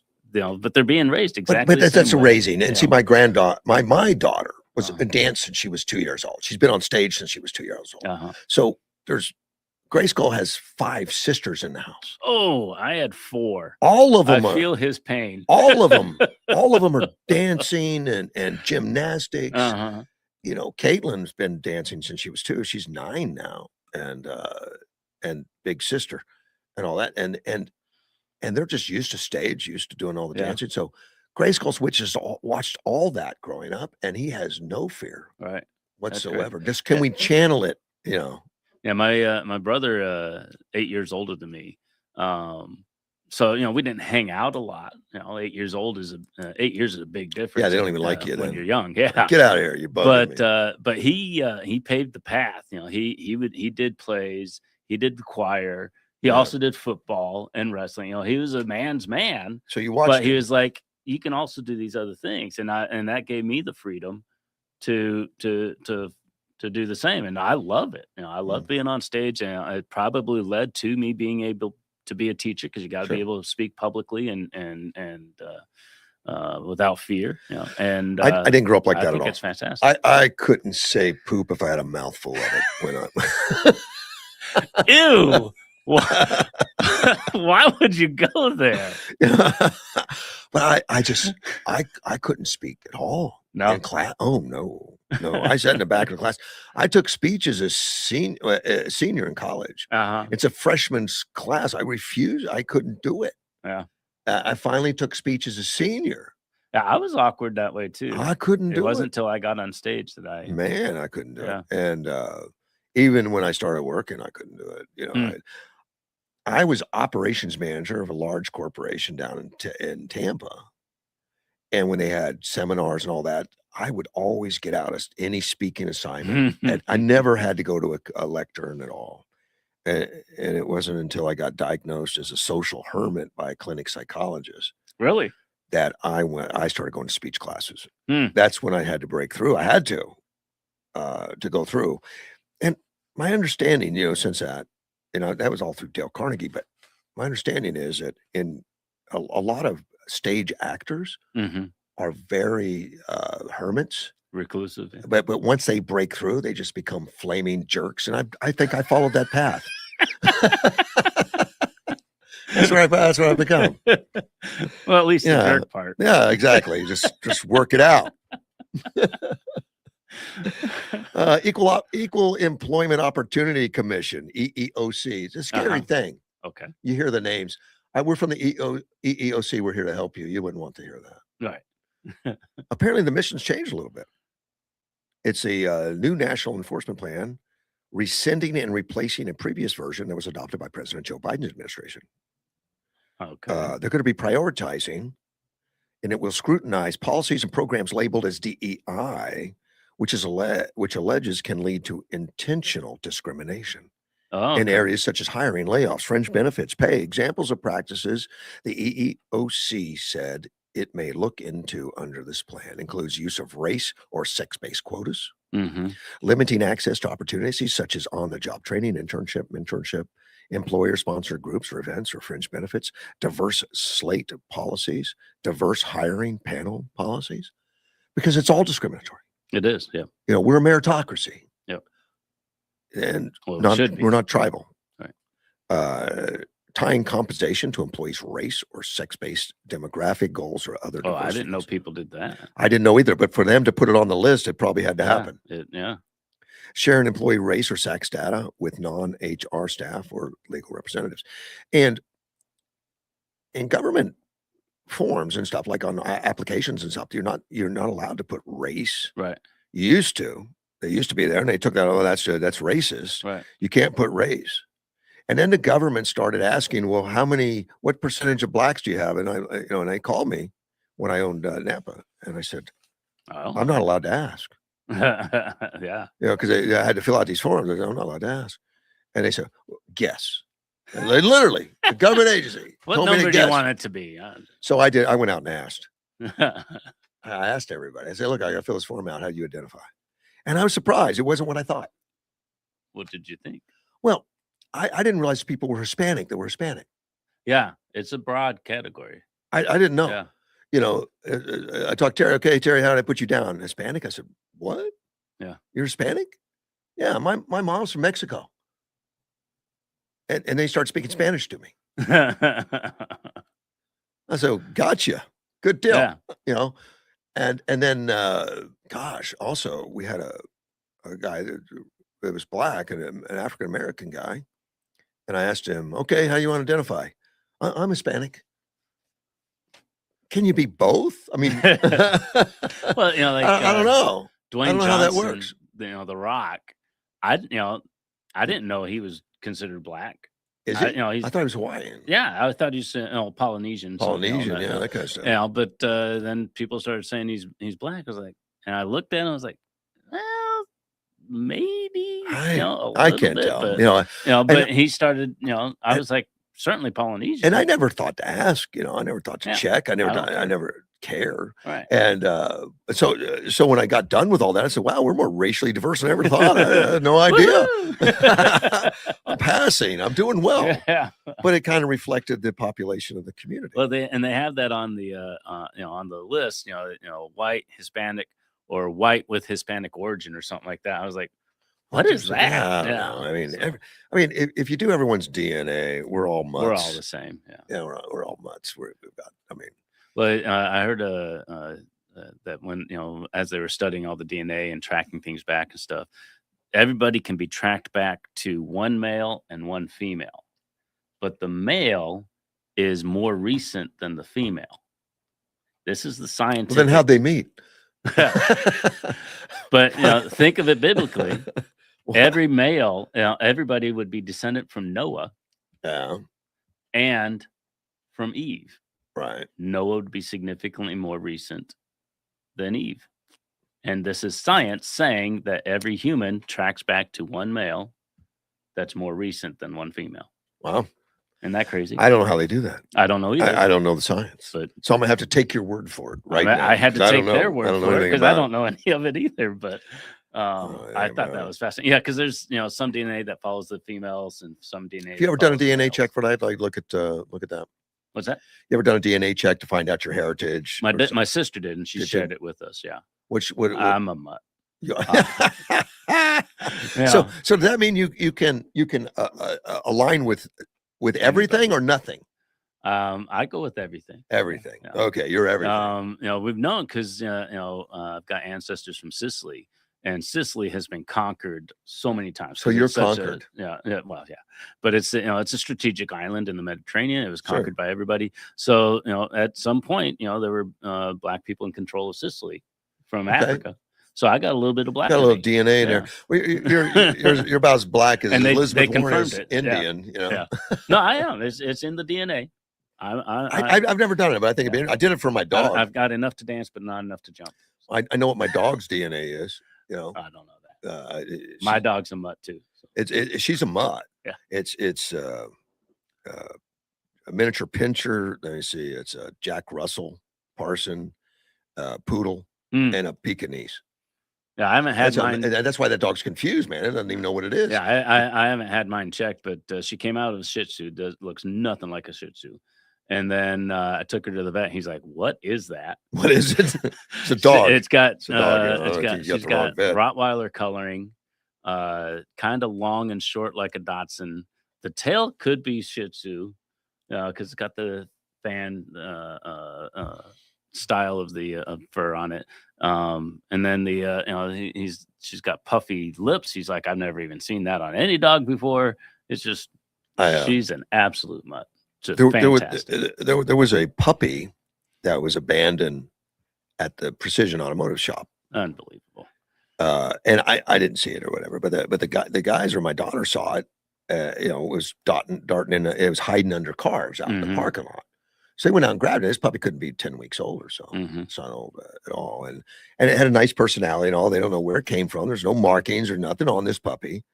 And so my daughter liked it, took it home, take care of it. And Brad, who is her husband, has ALS, can't even get out of bed. Oh, loves the dog. Oh, sure. The dog lays right in bed. It's the gentlest thing. They don't know what it was. So I took a picture of it and sent it to AI, and they say it was a cockapoo. Okay. Those are expensive dogs. Yeah. If that's what it is. I mean, it was some kind of poodle mix, probably cockapoo. Huh. And it's the nicest, gentle, beautiful little dog. Everybody in the family just loves it, wants to hold it. And I think it's very good for Brad. Brad likes the companionship. Yeah, and I think dogs are just good for everybody. So. Yeah, it's just kind of like a blessing just came along, and we have no idea. And my daughter checked to see if anybody, said a dog was lost or any of that. Nothing, can't find anything. Yeah. That there's a dog reported lost. All of a sudden, it just pops into their life. Kind of neat. Cockapoo. I don't even want anything called a cockapoo. But it is. It is. I would just prefer to call it a mutt. Yeah, it's a mutt. We'll leave it at a mutt. It's a mix, obviously. And that's the purebreds. A lot of them have health issues. They do because they don't get mixed up enough. So I think it's great that people are getting into mixing up the breeds and get to those confused dogs. Freedom Week. I don't know if you heard of Freedom Week, but Mark Fincham, he's a senator out of out of Arizona, here, a state senator. He wants to put that as a bill forward. That if it's SB 1572, which will return to Civic Instructions Act. That's the name of it. And it's going to celebrate September 17th, the date the U.S. Constitution was signed in 1787, and under the bill, students grades 1 through 12 would dig into the Declaration of Independence, the U.S. Constitution, the Bill of Rights, not just what they say, but what they were meant, and they were written by, and that they still matter. Social study classes also connect the Declaration to some of the biggest movements in history, like the Revolution, the Abolitionist movement, women's suffrage movement, country's identity as a nation of immigrants, and the higher grade levels, students 3 through 12 would take it further. On the Declaration of Independence during Freedom Week, parents can opt their kid out with written requests. Now, who would do that? Many really opt out. We don't want our kid to know the Constitution. I don't know about many, because I would think there'd be some. Can we maybe they could teach them transgender instead during that time? I have a little concern about that, because a week is not enough time to do all of that. But this is like a focused week for the whole thing, I don't like mandating thing, because they already have civics classes and things like that, government classes. It's going to cause some rearrangements for the schools, probably. If the students aren't getting this kind of knowledge and understanding from the civics and government classes, then fix the civics and government classes. Don't. Well, I can't believe a written request can opt students out that have conscientious objections. Yeah. Those would be Democrats. Probably. But my issue is why, if we understand the need to give people the option of opting out of something like this, which is, why would anyone opt This is out just of that? basic Why is it, history why do stuff. people question whether or not they should be able to opt out of some of the other crap that's going on in I the don't schools? know. This is why would anyone want to opt out of that? I don't know. Yeah, But but there's going to be other somebody, stuff that obviously. is, why would anyone want to be in it? And they don't give the option of opting out of it. So it's just, According to Mark Fincham, and I think he's right, he says too many students graduate without a basic understanding of the principles that shaped our nation and continue to protect our that's freedoms true. today. That is absolutely true. And so this bill directs the Board of Education to ensure schools aren't scrubbing religious references from foundational historical documents when teaching them. Okay, which is also good. in there. Yeah. Hobbs is never going to sign that. Nope. It just won't get past Hobbs. That's why we need to get Biggs in. And Mark's question to students: if you don't know where your civil rights come from, how will you know when someone tries to take them away? I love the principle behind the whole idea Sure. here. Sure. I think it would be more effective to fix the civics and government classes so that they're getting it Well, and all year maybe- long instead of trying to do it all in a week. And maybe that's what he's trying to do, because it says it directs the State Board of Education to ensure stuff. So Yeah. maybe not. Maybe it's the wrong way. And I have a problem with it too. I think our schools today are really handcuffed by well-meaning legislation Yes, I that agree. make them do a bunch of Yeah. crap that takes them away from doing what they should be doing. Yeah. Well, and like especially with civics classes, they focus a lot on facts, which is necessary. You got to know when things happened, where things happened, Like who did it. when was the War of 1812? Yeah, That should be on a yeah. test. But that should be the base information that you build concept on. But they skip the concept because the concept is hard. It's easy to get people to memorize things. It's easy to test if they memorize things, but it's hard to get them to understand concept. And then how do you test the concept? There's so much of our public school system that is just the easier way of doing things instead of the right way of doing things. And so I like that he recognizes they need the concept, they need understanding. Right, not just the words, but not just what was meant and who did it. Yeah, and why. A bunch of angry white guys that owned slaves. That's true. Well, no, that's not though. But that's not who they were. Did they there's- own slaves? Yeah. There were much more than. Oh my than that, gosh. yeah. They were given freedom to everybody. It wasn't about how can we get richer, and they were No. rich. Yeah. Washington was the richest president ever up until Trump. Oh, really? Oh yeah, richest president ever to live was George Washington. And he was the father of the country because he wanted to give it to the people of the country. And he wanted know. to free the slaves. He was in yeah. a situation where he couldn't, Right. but he wanted to. Wasn't that easy? And even with the not everyone had the right to vote at the time. The only white landowners, male white landowners, had the right to vote, but the freedoms went to everybody. Free speech, right to bear arms. All the freedoms went to everybody, and then eventually, society caught on to the rest. But he did as much as he could in the time that I think he was so. in. And I think so. that And he did a cared good about the job. people. He wanted people to prosper. Yeah. He was smart enough as a business guy to know if people aren't prospering, they can't buy my stuff. That's true. We need people That's to true. prosper. Let me see. The Kachan Indian tribe has a 4th of July celebration. I don't know any details about it, but this article says that they're going to be accepting booth reservation applications on Monday, June 22nd. And those are for vendors at their event on the 4th of July, Independence Day. All vendors must be present to complete a booth reservation application, which includes opportunity to pick his or her booth. All tribal vendors must possess a business permit valid through the last day of the event. All food vendors must possess valid food handler certificate. Please visit the free online IHS food handling training, which is a government food handler, to get one. Vendor fees, $50, including a $30 deposit for food and arts and crafts vendors, $200 for firework vendors, payable by check or money order. So I've never been to a Kachan Indian celebration for the 4th of July. Neither have I. I've seen the fireworks from afar. Oh yeah.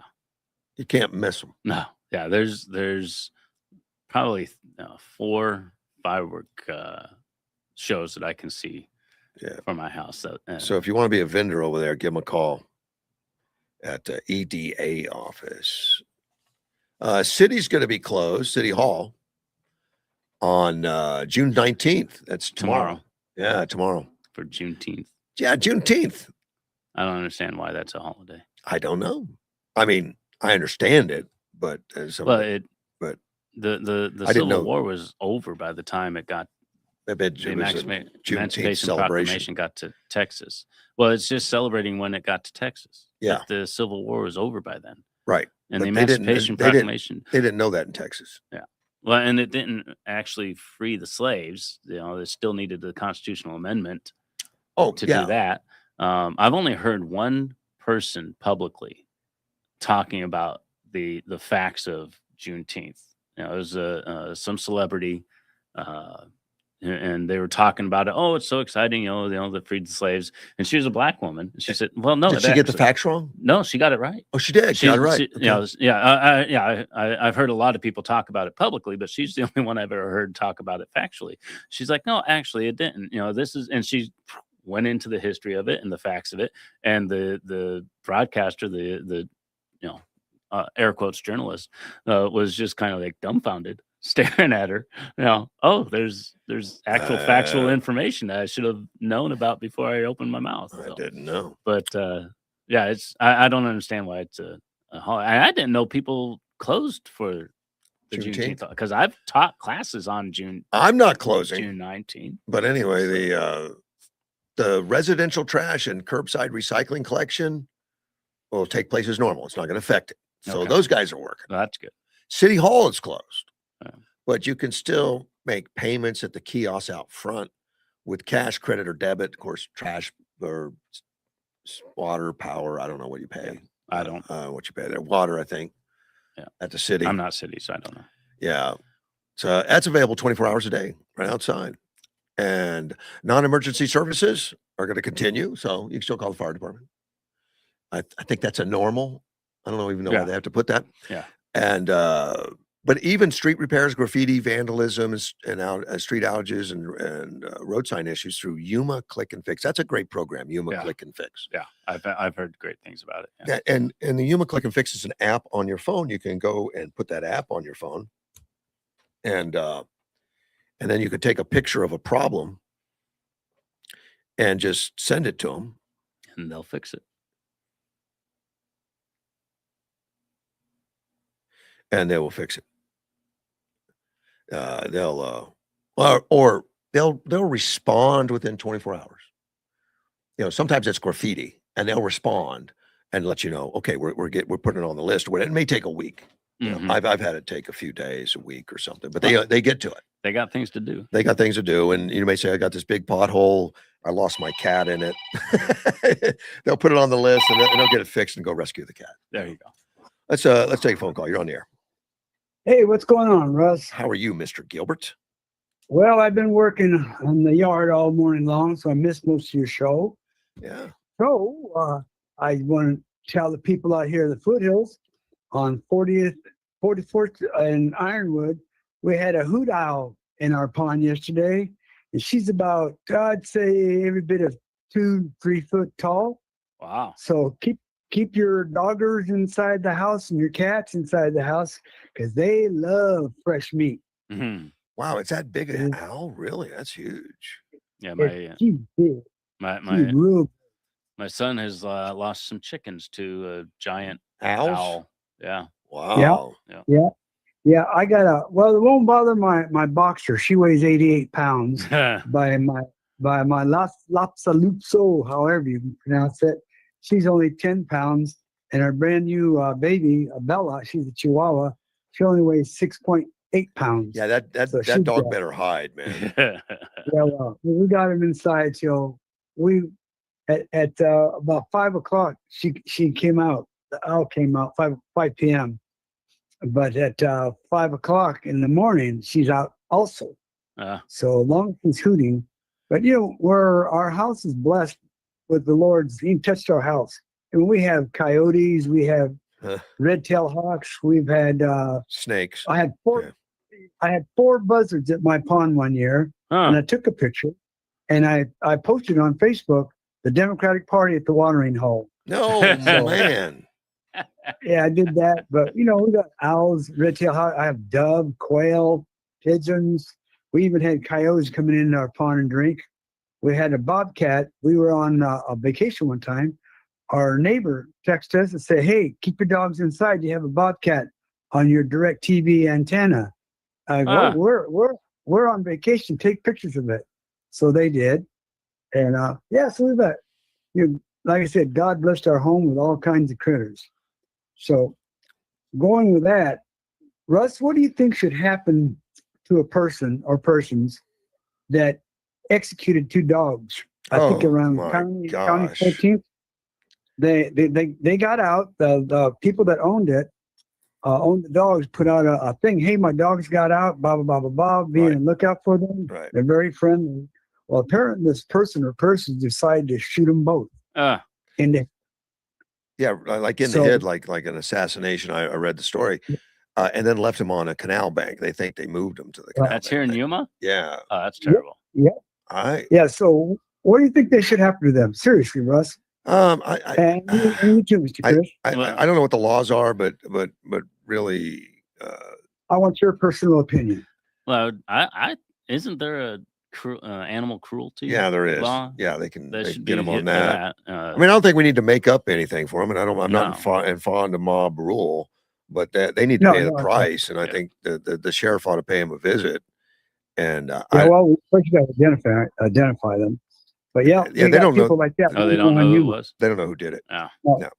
No. But to me, they should have a very stiff fine. Yeah. Very stiff fine. Yeah. And they should lose their right to bear arms. Yeah, discharging the firearms, depending on where it was done, you can't do that. Just killing something unnecessarily. Yeah. They don't deserve a firearm. I have friends that have killed a dog because it got loose and it was killing chickens and goats and stuff. Yeah, that's different. That's different. I do too.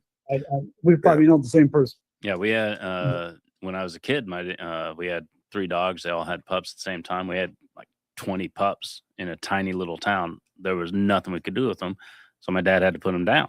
Yeah, that happens.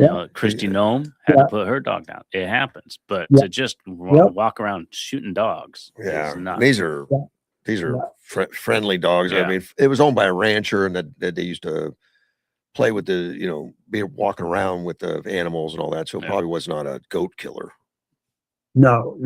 So, what do you think about? There's a lot of talk going on that maybe the family that their kid was killed, the football player, should sue the I can't think of his name right. Anyway, the kid that they got all that go-to money for their lawyer fees, but suing them and getting that money from them for the victim's family.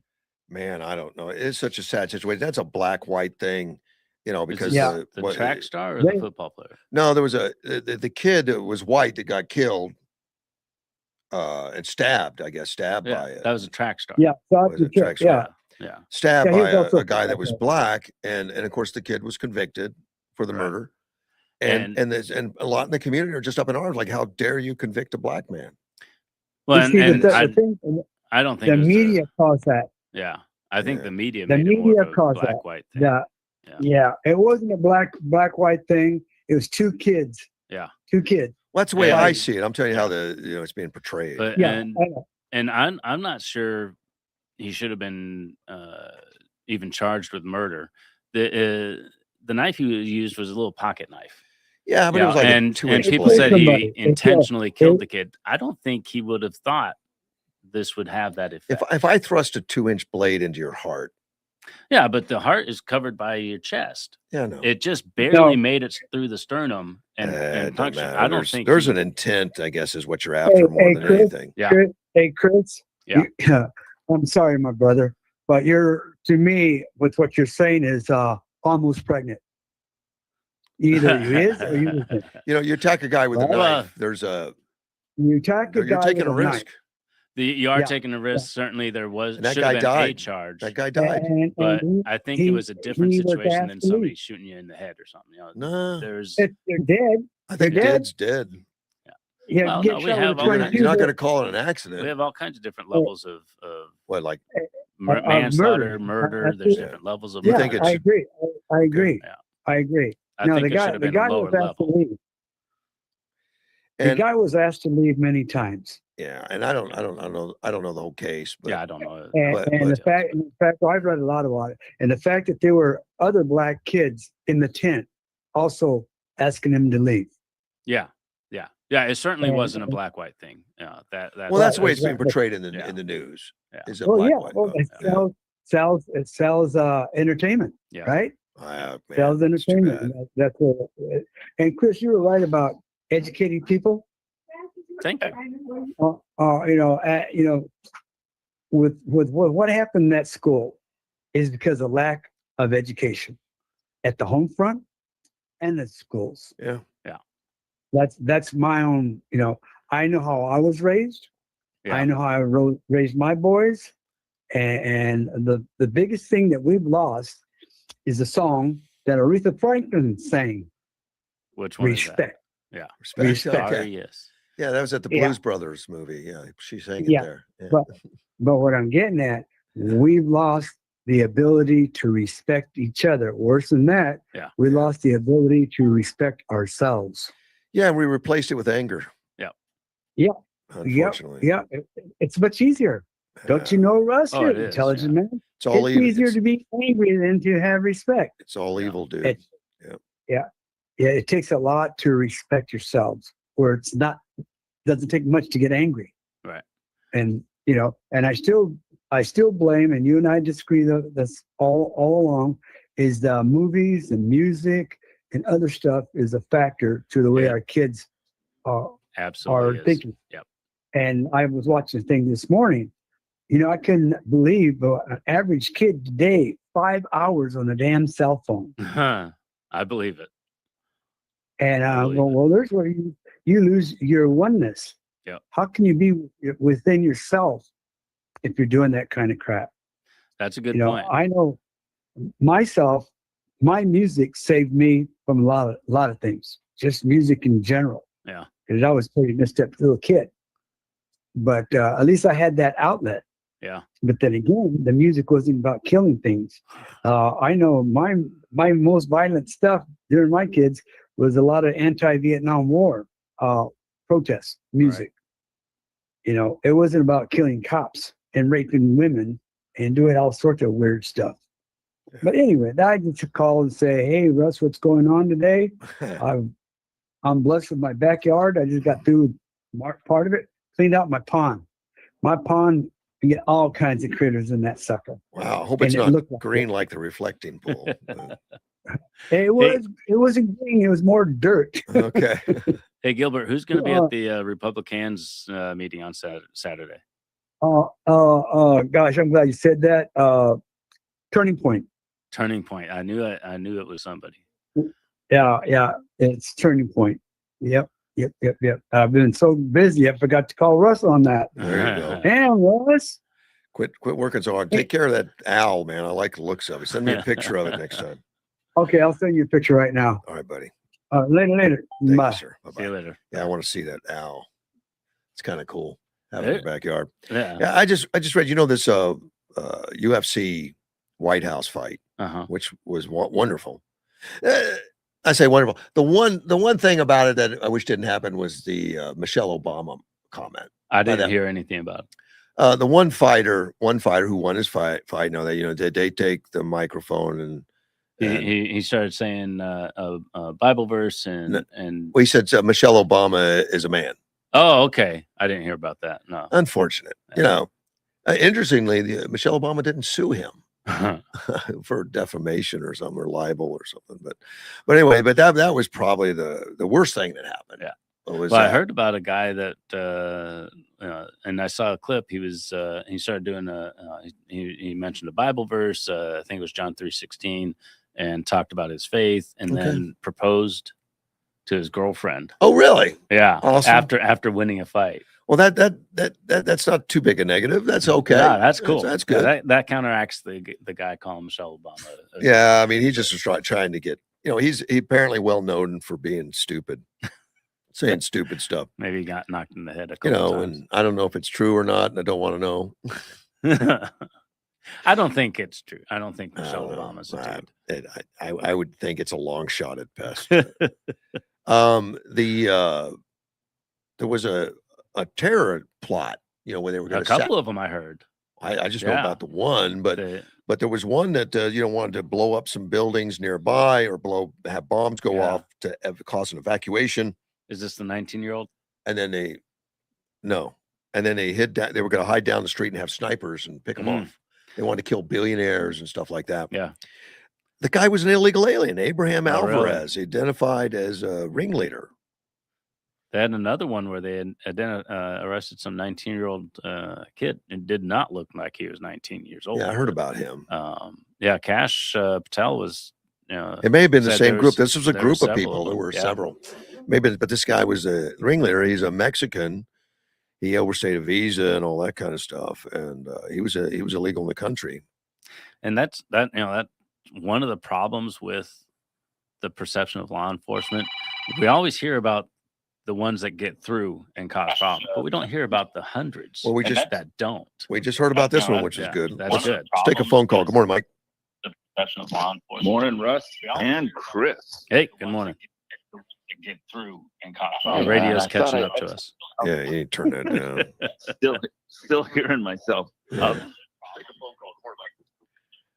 So haven't talked to you in a while, Chris. How you been? I'm good. How you doing? Good. Enjoying your summer off? Well, don't really have a summer off. There's always something to do, but you gotta get ready for the. He hasn't worked in forever, man. I'm always working. And I work almost 24/7, or at least 18 out of 24. See, yeah, you gotta sleep. He'll go bored and turn on the Uber sign and go out and do an Uber. I've got them all on right now. There you go. Got out of the shower, got ready, and I got an hour before I go into my day job selling cars. So I figured, what the heck? Yeah, let's go see what I can pick up. There you go. But then you guys brought up something that I couldn't resist chiming in on. What's that? Haven't you seen all the pics of Michelle in a tight dress and a clear, man part? I have seen those. I'm skeptical. I don't know. I don't know if they're AI or something. I don't know what they are. I have no idea. How about pictures from 20, 25 years ago when the two first started dating? And he's clearly a boy. I haven't analyzed it. Yeah. I don't know. I haven't checked. I don't know. I'm leaving that to other people. I'm leaving that to other people. We'll leave that to you, Mike. Yeah, you, Mike. You check it out. Yeah. Unfortunately, I'm not qualified either, but I sure get a kick out of seeing it. I'll send you one of my favorites here in a minute, but of course you cannot believe everything that your eyes see anymore. I mean, you can they're getting to the point where deep fakes are so good, and the voice with video technology that we saw one. I'm just waiting for we saw one just the other day that we had to do some extra Googling on because it looked like somebody took another shot at Trump. He was getting out of his limo, the Beast, and something hit the limousine, and he stopped for a second. He's looking around. Everyone grabs him, gets him out of the way, and we're watching it. And we're like, well, that doesn't make sense. That doesn't make sense. It took us a couple of views to realize, and then we double checked. We Googled otherwise, and nothing was being said about a shot at Trump. I was like, that has to be fake then.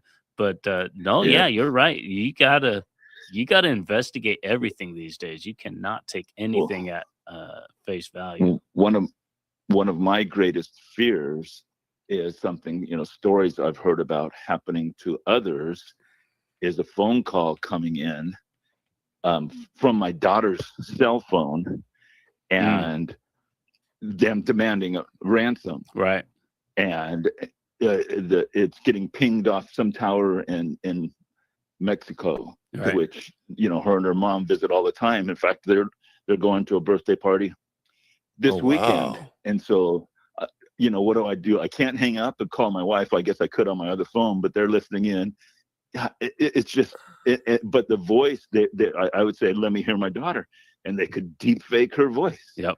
So that's one reason we don't let her on social media. Yeah, she's just turning 12, so she doesn't need to be on social media. No, she doesn't need her voice recorded. Oh. Wow. It's scary. Yeah. Yeah. When you have to question what you're actually seeing, there's a problem. Mm-hmm. Yeah. Mm-hmm. Yeah. Yep. And that's, of course, what they're all saying about Pennsylvania. That was all staged. Pennsylvania. Oh, when Butler, when Trump was shot in the ear? Yeah, there's many on Facebook at least saying that was all staged. Man. Talk to the family of the dude that got killed. Yeah. It was time. Oh, yeah. Of course, they neglected. They say he sacrificed for the greater cause, but it was all coordinated, planned, and timed to turn his head at just that exact moment. And the shooter was such an excellent shot. He knew he was just going to graze him. Oh yeah, I wouldn't mind. I would stand there not nervous at all. Just graze my ear. I'm not nervous. While I'm bouncing around, turning left, turning right. Yeah. I trust your marksmanship. That is such ridiculous. How do we believe everything we see anymore? Mm-hmm. Getting tough, huh? Well, it is, but I believe he was shot in the ear. I don't believe that was fake. No. No. You and I are reasonable, included. Yeah. We don't take our. Have you ever heard of the hive mind? Right. No. Have you heard of the Hive hive mind? mind? Yeah. And there's examples of it all over the place right now. But yeah, they got their download for that day and went out and regurgitated it. My fact checker has a suggestion for you on the kidnapping thing.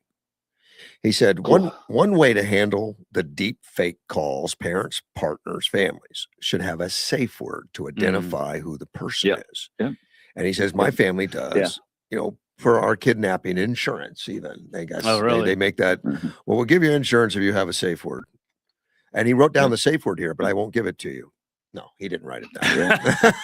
I was going to say, wow, that's trusting. That wouldn't be very safe. I got you. That's a good step. Yeah, that does not alleviate 100% of the fear of it actually being real. Right. I can deal with the fraud attempt. I can deal with, even losing some money. Right. But boy, would I be doing what brick devastating, until I had her back in my arms. Yeah. All right, I'll let you guys go. Thank I'll you, go sir. see if I can pick up a Starbucks order or something. Take care, buddy. Bye-bye. Bye. I used to go to Mexico a lot. I had a store down in Mexico. Until I got told one time that by my employees down there, you shouldn't come over here. That's exactly what they said. They said they've been talking about kidnapping you. Yeah. And I knew my wife would never pay a ransom. It'd be like, I don't believe you'll do anything. Prove it, It's that movie, Ruthless People. Yes, exactly. That was her. It was written on her. It was about her. I'm terrified. You can keep them. Keep them. Well, what if we only ask for 2,000? Nah. I don't have it. 1,000? Nah. Remember there was a jeweler that was killed, the one that owned 24 karat jewelry in town. Really? Yeah, gosh, I was down in Los Algodones. He was down there and got kidnapped, and they killed him. That was a number of years ago, probably a couple decades ago. But it can happen. Scary stuff. Yeah.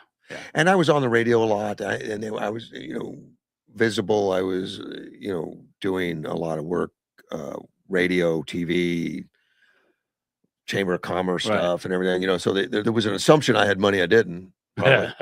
And I didn't even think of myself. I'm naive at times. Right. I don't think about that. Well, you're like, who am I? I'm nobody. But to the right people, you're somebody. Yeah. And these guys, I stopped going to Mexico years ago just because I didn't want to get pulled over and have to be, have to bribe a police officer. No, things have gotten so much worse since then, and I have no interest in or need to go to Mexico.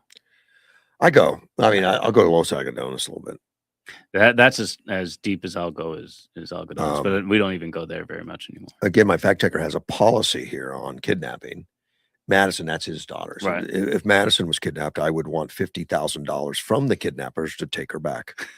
And trust me, they would pay.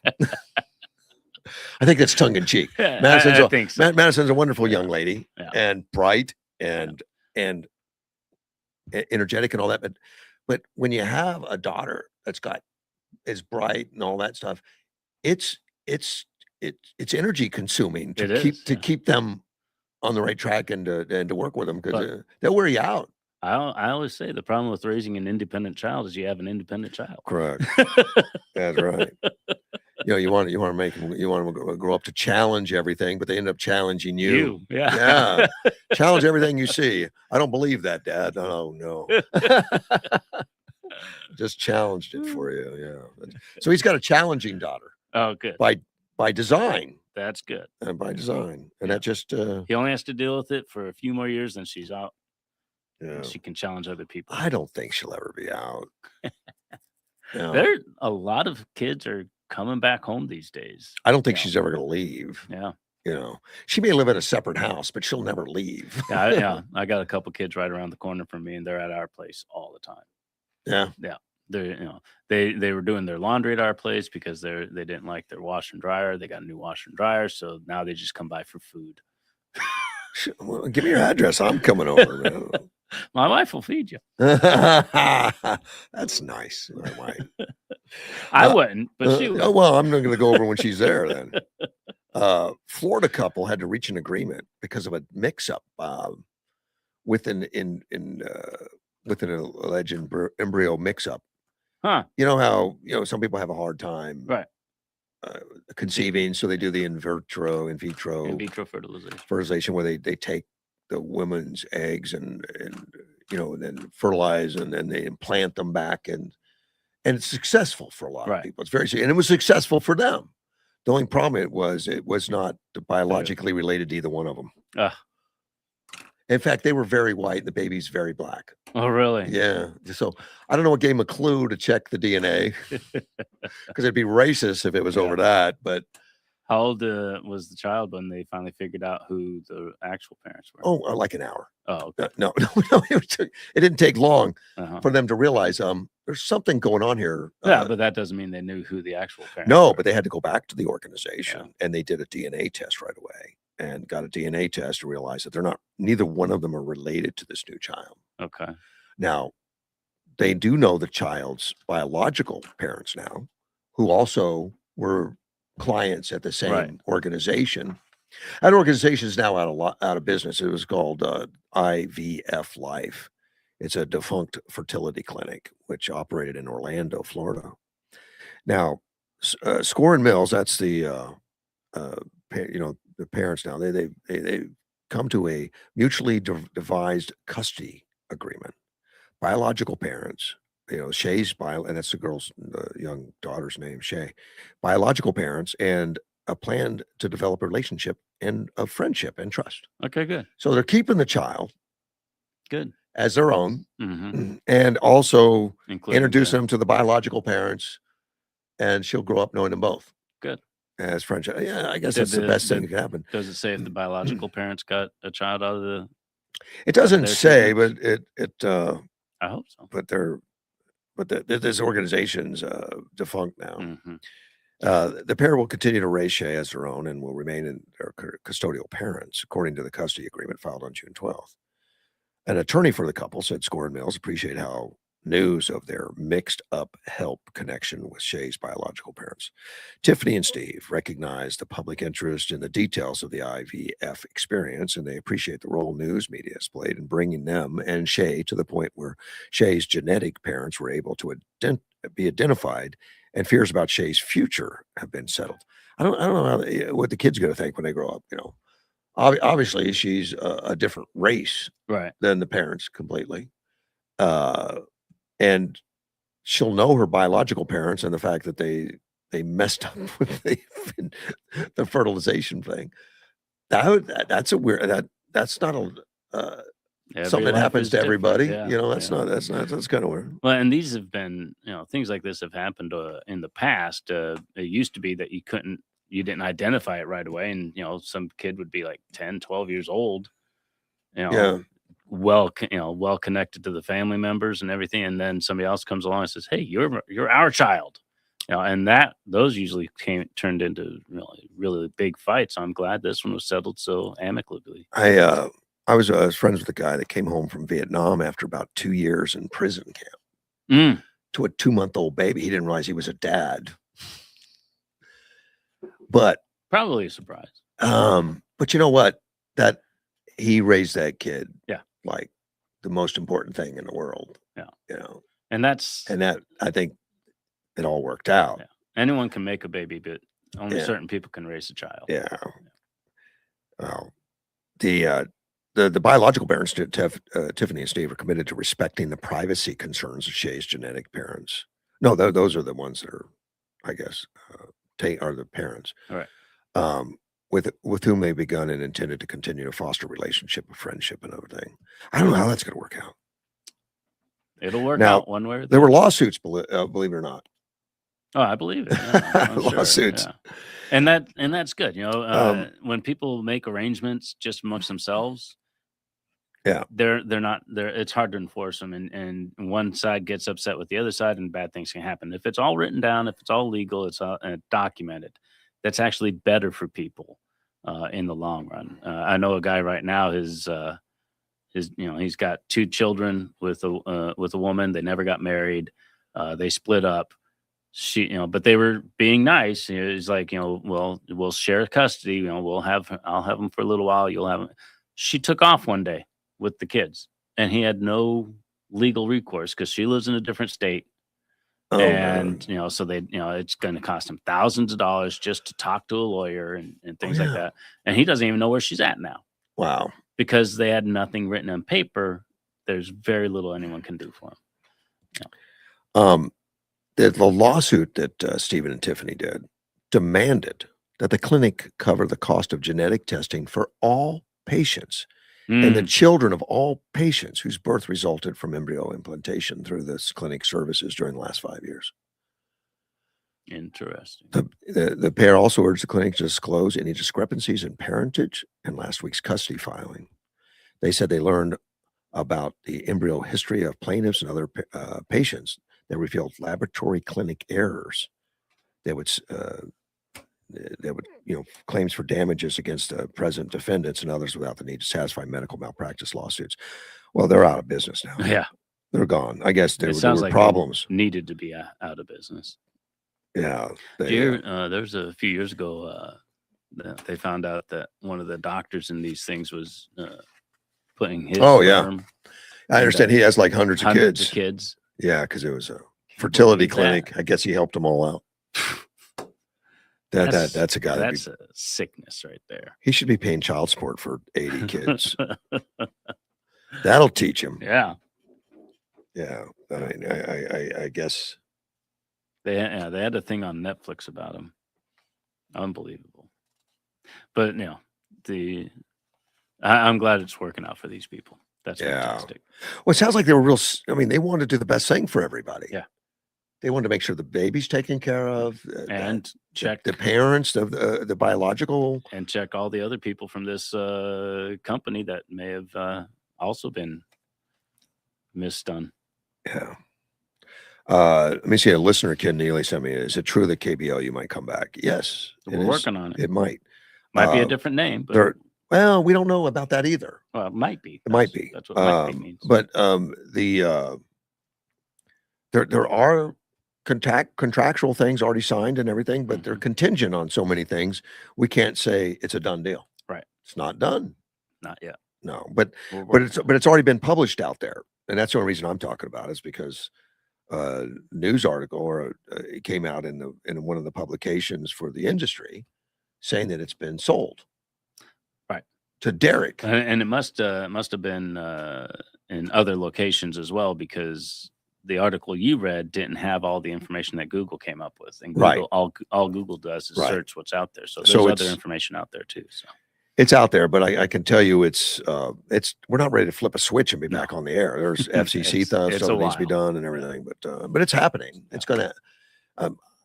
I'm very positive about it, but I'm not without understanding there's opportunity to derail it. Right, it could happen. We'll see. We'll see. But I feel good about it.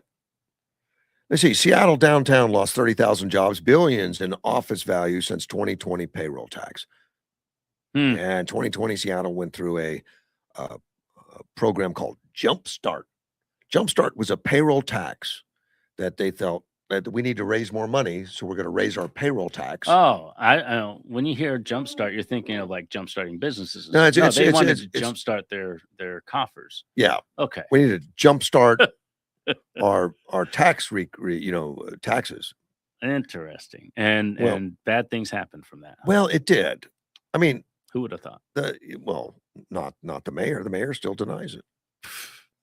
Even though we got results, and the reason they have results on what it did, because it's all subjective. Well, it was better than it could have been or something. Right. But there's a neighboring city called Bellevue, right close by. Okay. They didn't do a jump start. Okay.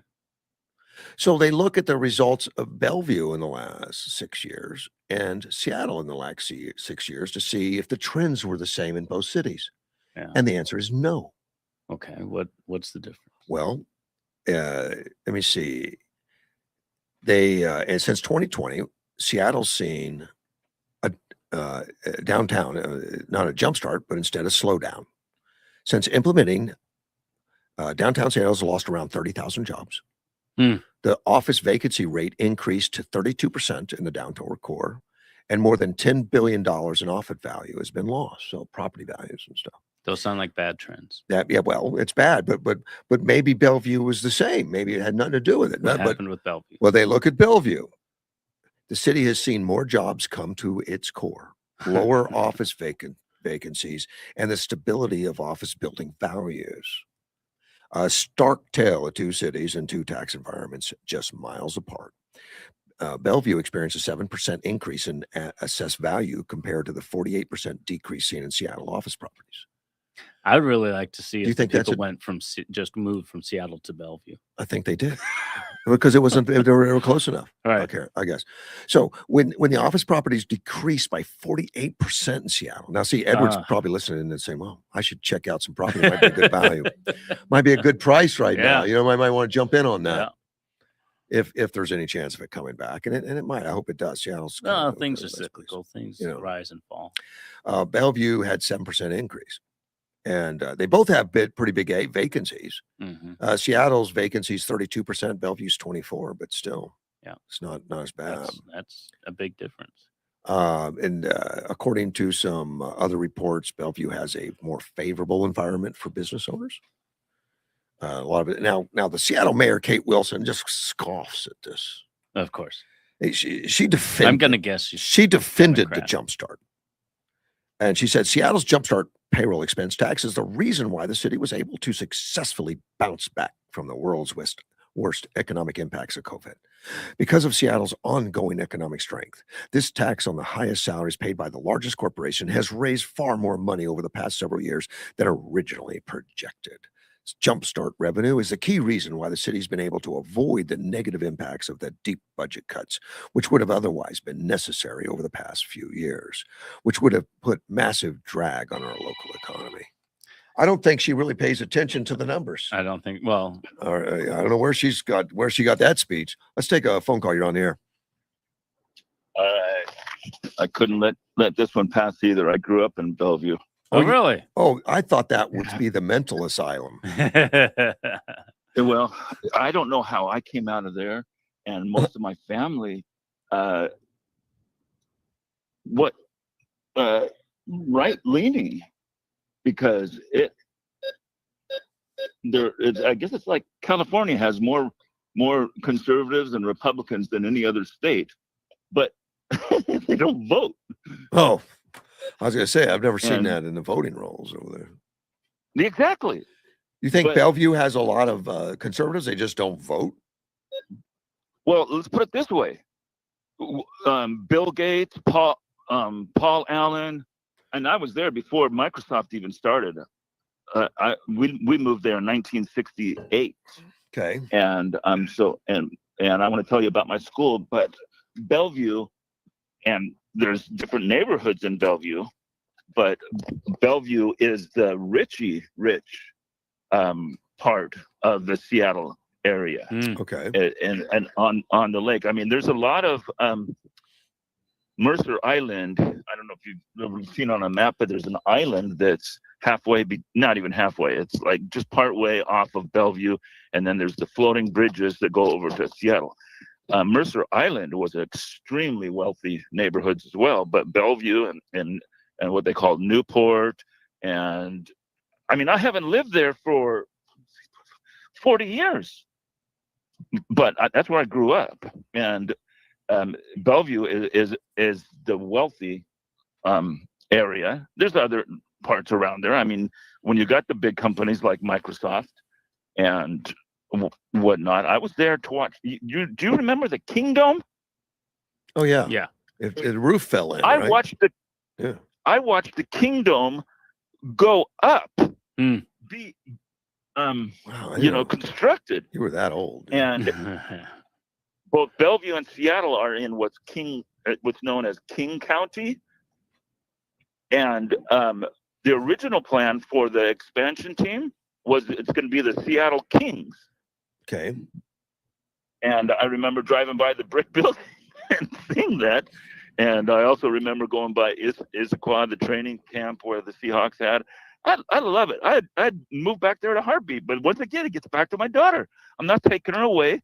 Right now, she's 30, 40 minutes from grandma's house. Mm-hmm. And she has 2 aunties. Yeah. And I grew up in Bellevue, and my family, both my parents, grew up in Utah. I only saw my relatives on the holidays or winter vacation or summer vacation. And I just like I said, they're going to a party this weekend. Yeah. And it's just so nice to me that she's grown up with that kind of love and attention and things. But anyways, back to the Bellevue School District. They were progressive even back in the day. And like I said, I still do not know how I came out of there a conservative, but I did. And the thing is, my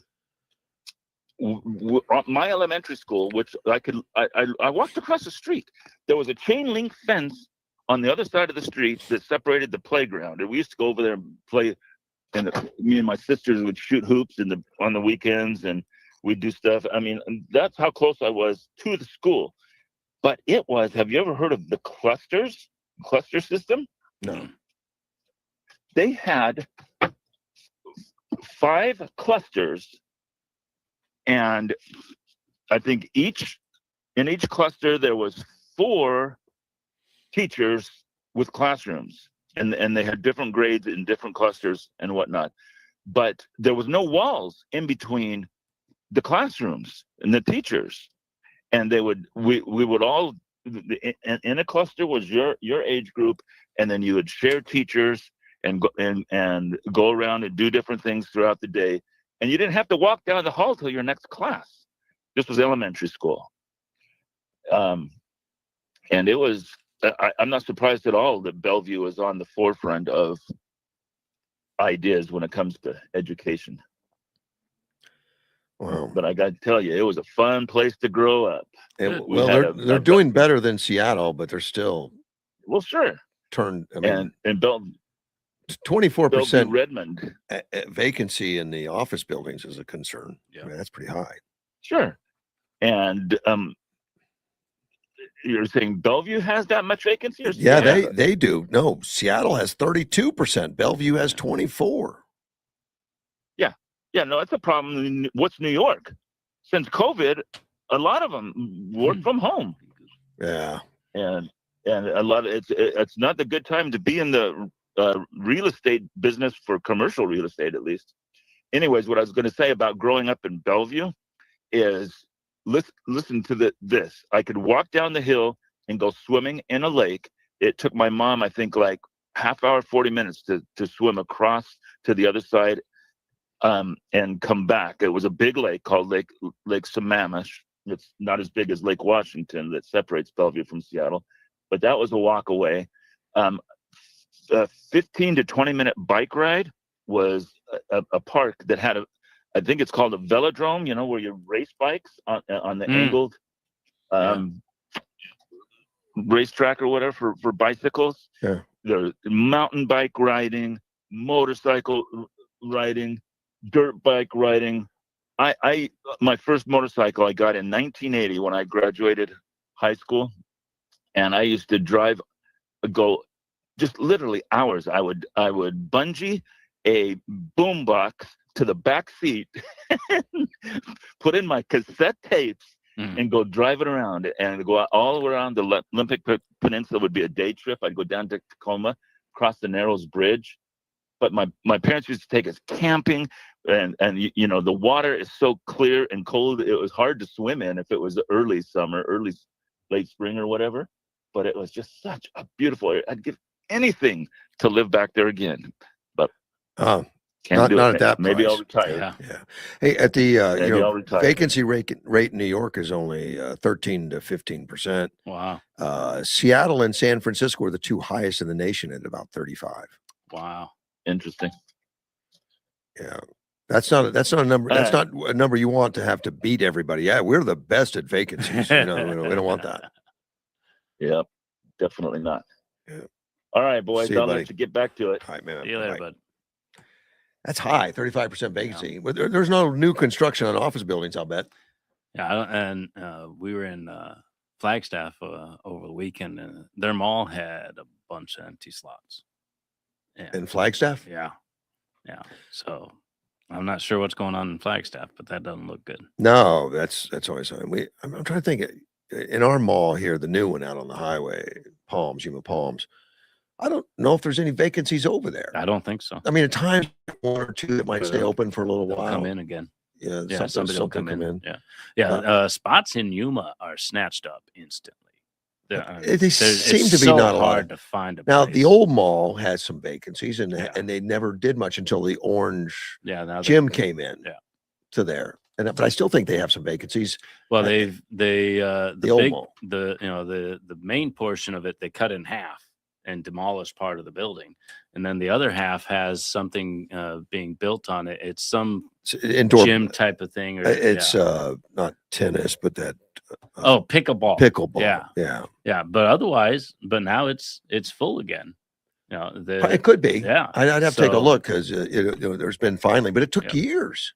Yeah, a lot of it stayed empty. I think they had. I think there must have been structural issues because they demolished half that building. It's just gone. At least the inside of it was all gone. I think they left the outside. But they were also doing improvements under the parking lots and things like that. So it's still standing. When I was looking for a place for my school, it's impossible to find something in Yuma. It's just we're always filling up. Let's talk to Ted again. Hey, Ted. How are you? Are you still on the air? I am. Oh, I'm sorry. I wanted to talk to you. I'll call you back later. I'm sorry. All right. Take care, man. Bye-bye. I don't care. You could ask anything. I don't care. He meant like right now. I thought he meant like, are you still on the air? Like, you haven't been taken off the air? Yeah, I've been fired. I just won't leave. That's funny. Well, Edward sent me another. I mean, he captures a lot of stuff I wouldn't notice, which I always find interesting. Less than 1/3 of global workers feel their jobs are safe. I believe it. What markets though? I mean, there's some that are safe, I would think. AI is digging into a lot of Well, markets. but if you're already in AI, you're pretty safe, I don't know. I would think. We got I was talking to one dude that used AI to figure out the prompt to put into a different AI. Says only 22% of workers globally strongly agree that their job was safe from being eliminated. Hmm. Wow. Yeah. 22% being safe from eliminated. It's hard to make plans that way. Well, yes and no, but if you have mad skills, so what? Yeah. And Yeah. that's what I always tell my students, make yourself valuable. Yeah, it doesn't matter. Be the energetic customer that employee that customers like. That's valuable. Be the one that can do anything in the company. That's valuable. Be the one that's there on time every day that you're scheduled. That's valuable. Be the valuable employee, and if everything goes to crap, you'll be the last one. But have confidence in yourself and build your work skills. No matter what business you land, you're gonna be valuable. Do well. You'll be valuable. The U.S. has a 28% feel safe is all. UK 25% feel safe. Nigeria had the highest share of workers who felt secure, 38%. Yeah, nobody wants this job. It's like my truck. I am confident that it will be there when I walk out because nobody's going to want to steal it. Yeah, no one wants to steal your truck. Pretty confident about that. I've left the keys in it for a week. Japan had the lowest people that feel secure at 5%. Bunch of nervous Japanese out there. I have noticed it seems to be a correlation in the level of technology and the low level of confidence. Everyone I know that's in the technology business feels a little unstable. Yeah. Because of AI. But understanding AI is necessary to be functional in anything. Well, and to make sure you're not cut, because AI is becoming integrated into everything. Yeah. So you need to be pretty good at it. Yeah. Unpaid hours. 62% of workers worldwide said they work up to 5 unpaid hours each week. Oh, that's not happening. No.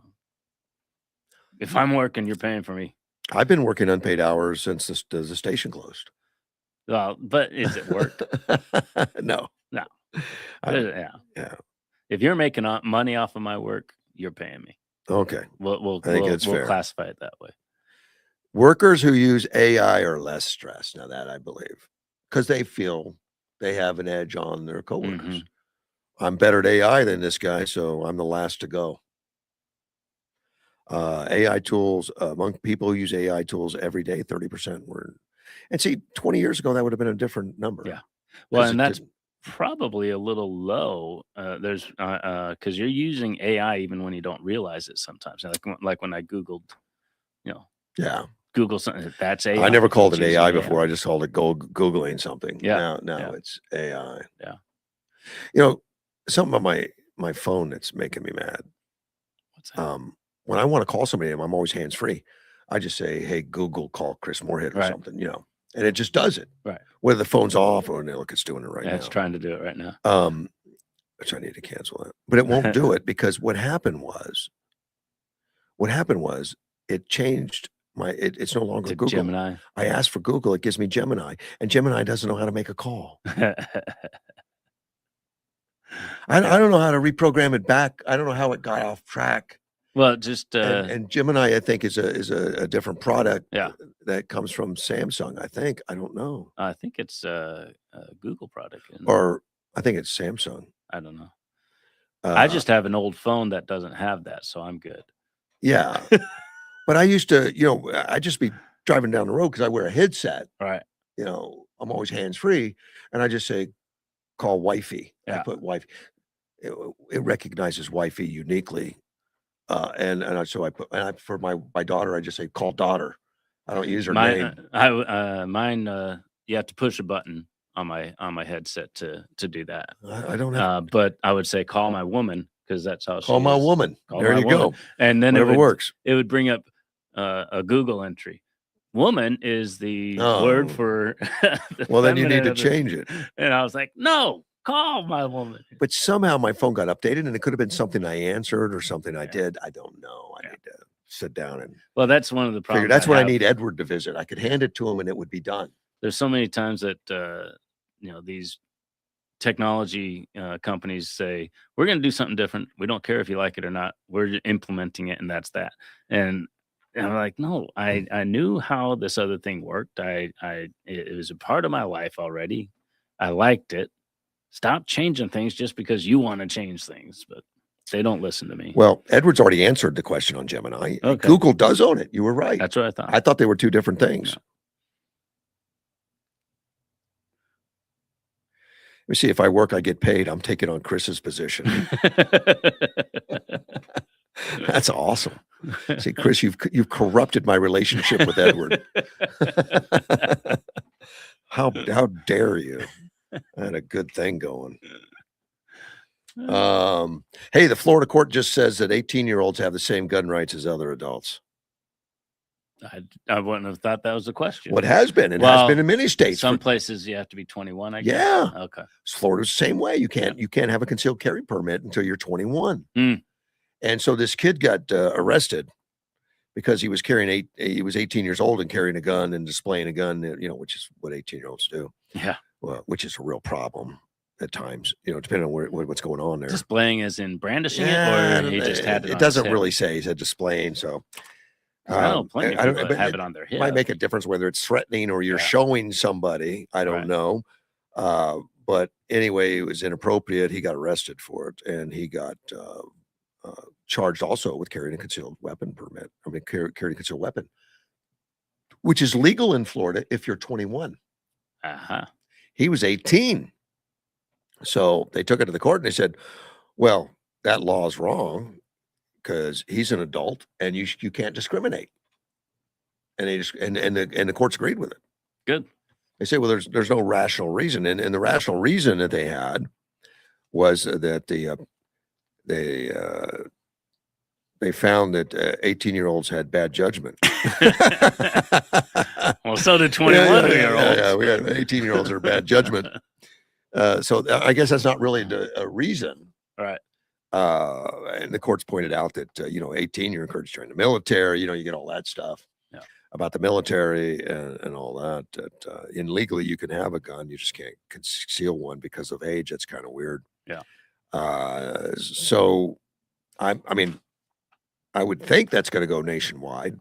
I think there's a lot of states still that will do concealed carry laws that are legal. Like in the state of Arizona, you can conceal carry everybody. You don't have a license. You don't need a permit. All you need to do is be a sound state mind. You can't be a convicted felon or mentally incompetent or on drugs. Yeah. If you can legally own a weapon, you can just legally carry it. You can carry 5 or 6 of them in your person if you want.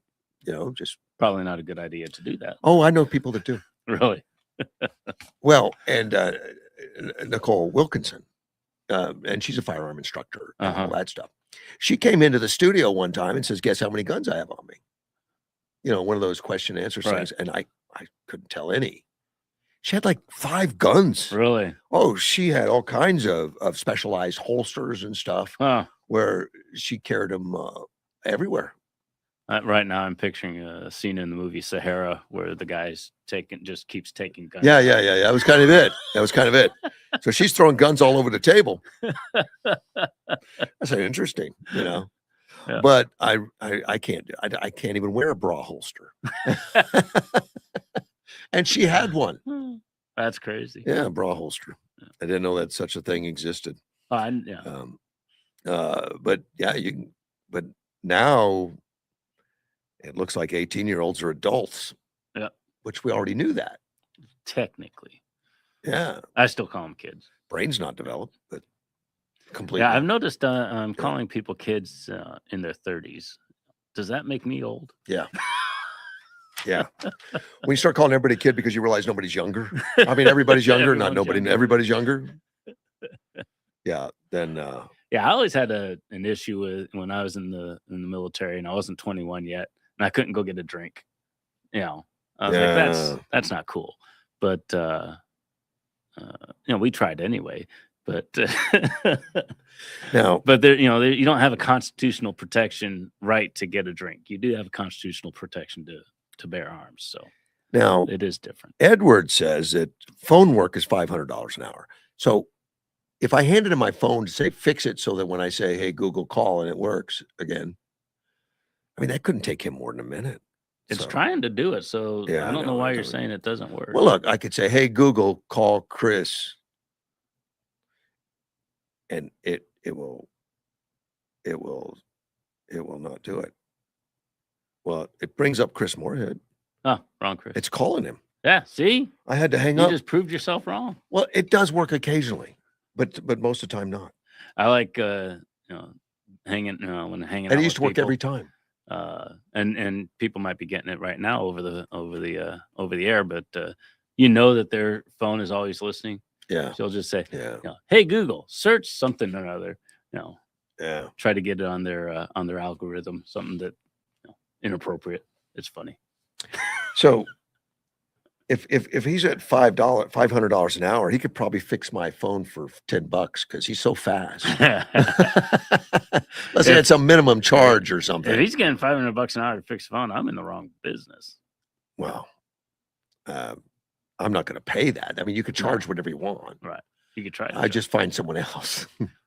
Yeah, there's that company in town, You Break, I Fix. They are not $500 an hour. Let me see. He wrote, Democrats do not want those under 21 to be banned from alcohol, cigar, smoking, vaping, because they have not had their brains fully developed.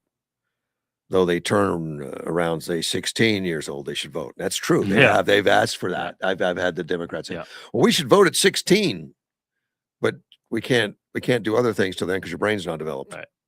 Yeah, if your brain's not developed, better chances of you voting Democrat is my opinion. I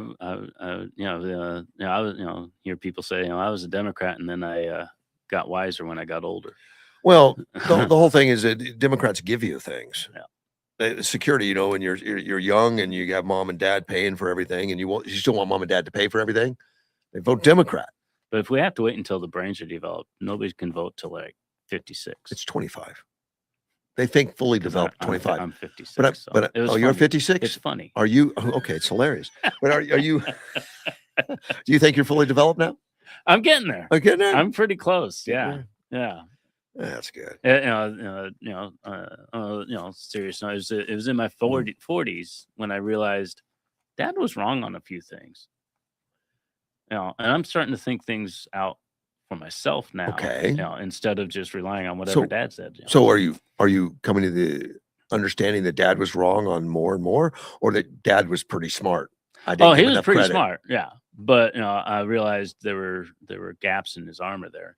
But I feel like that's when I really became an adult, was when I was able to say that, Dad was brilliant, but he had some errors. These are my thoughts and they're separate. We're going on a different path now. But I was like in my 40s by the time that happened, when I was able to really distinguish my thoughts from what I was raised with from my dad. Really? I never had to go through any of that. I just never was that close to my parents. They didn't like me, No. I kind of understand why. I don't know what it was. I have no idea. This is just, you've heard of Revelations into the world stuff, and there's different steps and signs and all that. I think the 7 seals have been broken here. That's the last one. I think so. Yeah. Hillary Clinton is now saying that Trump was right. Oh, yeah, right. Isn't that scary? I mean, that's like into the world stuff. Is she saying he said he was 80? Because he would be right about that. It's about the Middle East stuff. And she was being interviewed by David Remnick from New Yorkers. He said, but if I look at the Israeli policies, they don't want a 2-state solution, certainly not now. And if you look at the Palestinian policy, which is an even more complicated set of geographics and population, a 2-state solution is not anywhere near the offering there. And it went on to ask Clinton then about if the concept of a 2-state solution is still viable. He says, so other than some constituents, now it's diminishing in the West and elsewhere, a 2-state solution, which was fought for so hard, but began going out the window many years ago, seems impossible. So Clinton answers, you might be, but you might not be. And here's why. I'm going to say something positive about Trump. So hold on. So that gives you an opportunity to put that tray table up. Yeah. He He says Trump's 20-point plan for Gaza is actually a pathway to security for Israel, reconstruction for Gaza, and the possibility of self-determination, however defined, for the Palestinians. There are a lot of people who reject it because Trump did it, but it's the only game in town. There's nothing else. Wow. If officials take Trump 20-point peace plan and implement it in its entirety, it may provide a feasible solution to end the war overseas. But if I really believe if we took the 20-point plan, which starts with the disarmament of Hamas, a huge important step yet to be accomplished, but took all the 20 points so that it wasn't just disarm Hamas and maybe do some reconstruction, build some hotels, resorts on the coast. But if you really look at the whole approach that is embodied in the 20-point plan, and I know there are people who are working to try to move forward on that, there's a glimmer of a possible path forward. Wow. I That's wonder how she felt after saying that. That's apocalypse. I'm telling you. That's there's something going on there with Hillary. Hillary has said that. I hate what? I don't like being put in this position of having to say, well, that's wise on her part to recognize that somebody she dislikes so much has a good idea. Now, correct, and but which that's is wise. But that has been the modus operandi of the Democrats for the last 10 years. Is if Trump said it, it's bad. Yeah, and she says Trump was right. That's a good idea. What is this? Wow. But that's what I've been saying. Everyone's hating on Trump. But when other world leaders were saying, no, Trump did a good job here, it was helpful, and all the Democrats just say, no, he's terrible, he's crap. It really is jarring to but hear now to have Hillary Clinton say, that. I'm going to say something positive about Trump, and then she does. That's crazy. I thought it was a joke. I'm going to say something positive about Trump, like he's fat too or something. I don't know. That's crazy. But with the so supporting his policies. Yeah. With this whole thing with Iran, there's been people, comedians. If you're funny, you're funny. So I listened to all kinds of comedians, and some of them were tearing apart Trump, and but it was funny. You like Jimmy Kimmel, right? I don't actually listen to him. Oh, good. He's not funny. He's a little too he's crazy. acerbic. But a few months back, there, when Trump started talking about a deal, he said, we want the Strait of Hormuz opened, and we want to something else. I don't remember. So they said, so you mean like it was before you started the war? Yeah. And I expected to hear a lot of that again with this deal that they signed, because immediately all it does is put it back to the way it was before the war. Strait of Hormuz is opened, and the blockade is going to be removed, and everything can flow again. And I expected to hear a lot about, so you mean just like it was before you started the war? Right. But what is different is the commitment to talk about the nuclear disarmament. And it's even stronger. It's stronger than that. Yeah. Some are saying not. In fact, I didn't get to it, but I read a lot on that. Even Ted Cruz thinks it's not a good deal completely. Well, it's not a start. They're still negotiating. There's many people out there that want to give no money to Iran. And by saying give them money, I don't mean give them our money, but let them have their money. There's people that don't want them to make money on oil. Right. So they would starve them no matter what. And reasonably, you got to give them something that they can work towards. Yeah. And that means, like, if I sell oil, I get cash. Yeah. And people are afraid we can't let them have any money now because they might spend it on bad stuff, which they've been watching them do for 47 years and did nothing. Exactly. Yeah. Well, in negotiation, you have to have something to give to get. Well, you can't. If you're just saying give us everything, we're not going to give you anything. That's not negotiation. But there's a give and take. But what they've done, if what I understand, and they've released a lot of the language, and it's short, it's not long. But what I understand is, and some people have trashed Trump over and say, well, he said he was going to get the nuclear material. Well, he's working on it. Well, that's right, and it's not guaranteed that they're going to give it to him today. And what I think the intention is right now is nobody touches it. It stays right where it is. Right. There's cameras on it 24/7. Nobody goes in there, but eventually he will have us go in, dig it up, and they will decommission it on site. Good. Destroy it on site. Nothing wrong with That's that. what he's asking for. Well, people are saying, well, that's not what you said. You said you would take it. Mm. I think that's a good bargaining thing. Yeah. I mean, what are we going to do with it? I mean, do we really need it? We just need it. We need it not in their hands. Exactly. Yeah, that's what we need. We need it not in their hands. And yeah, I saw Obama saying whatever deal he actually ends up getting is going to be essentially the same as what I had. Well, see, that's a bunch of crap. And I don't know what he had. I don't know what the he had a handshake that they wouldn't build a weapon while they were building it. Yeah.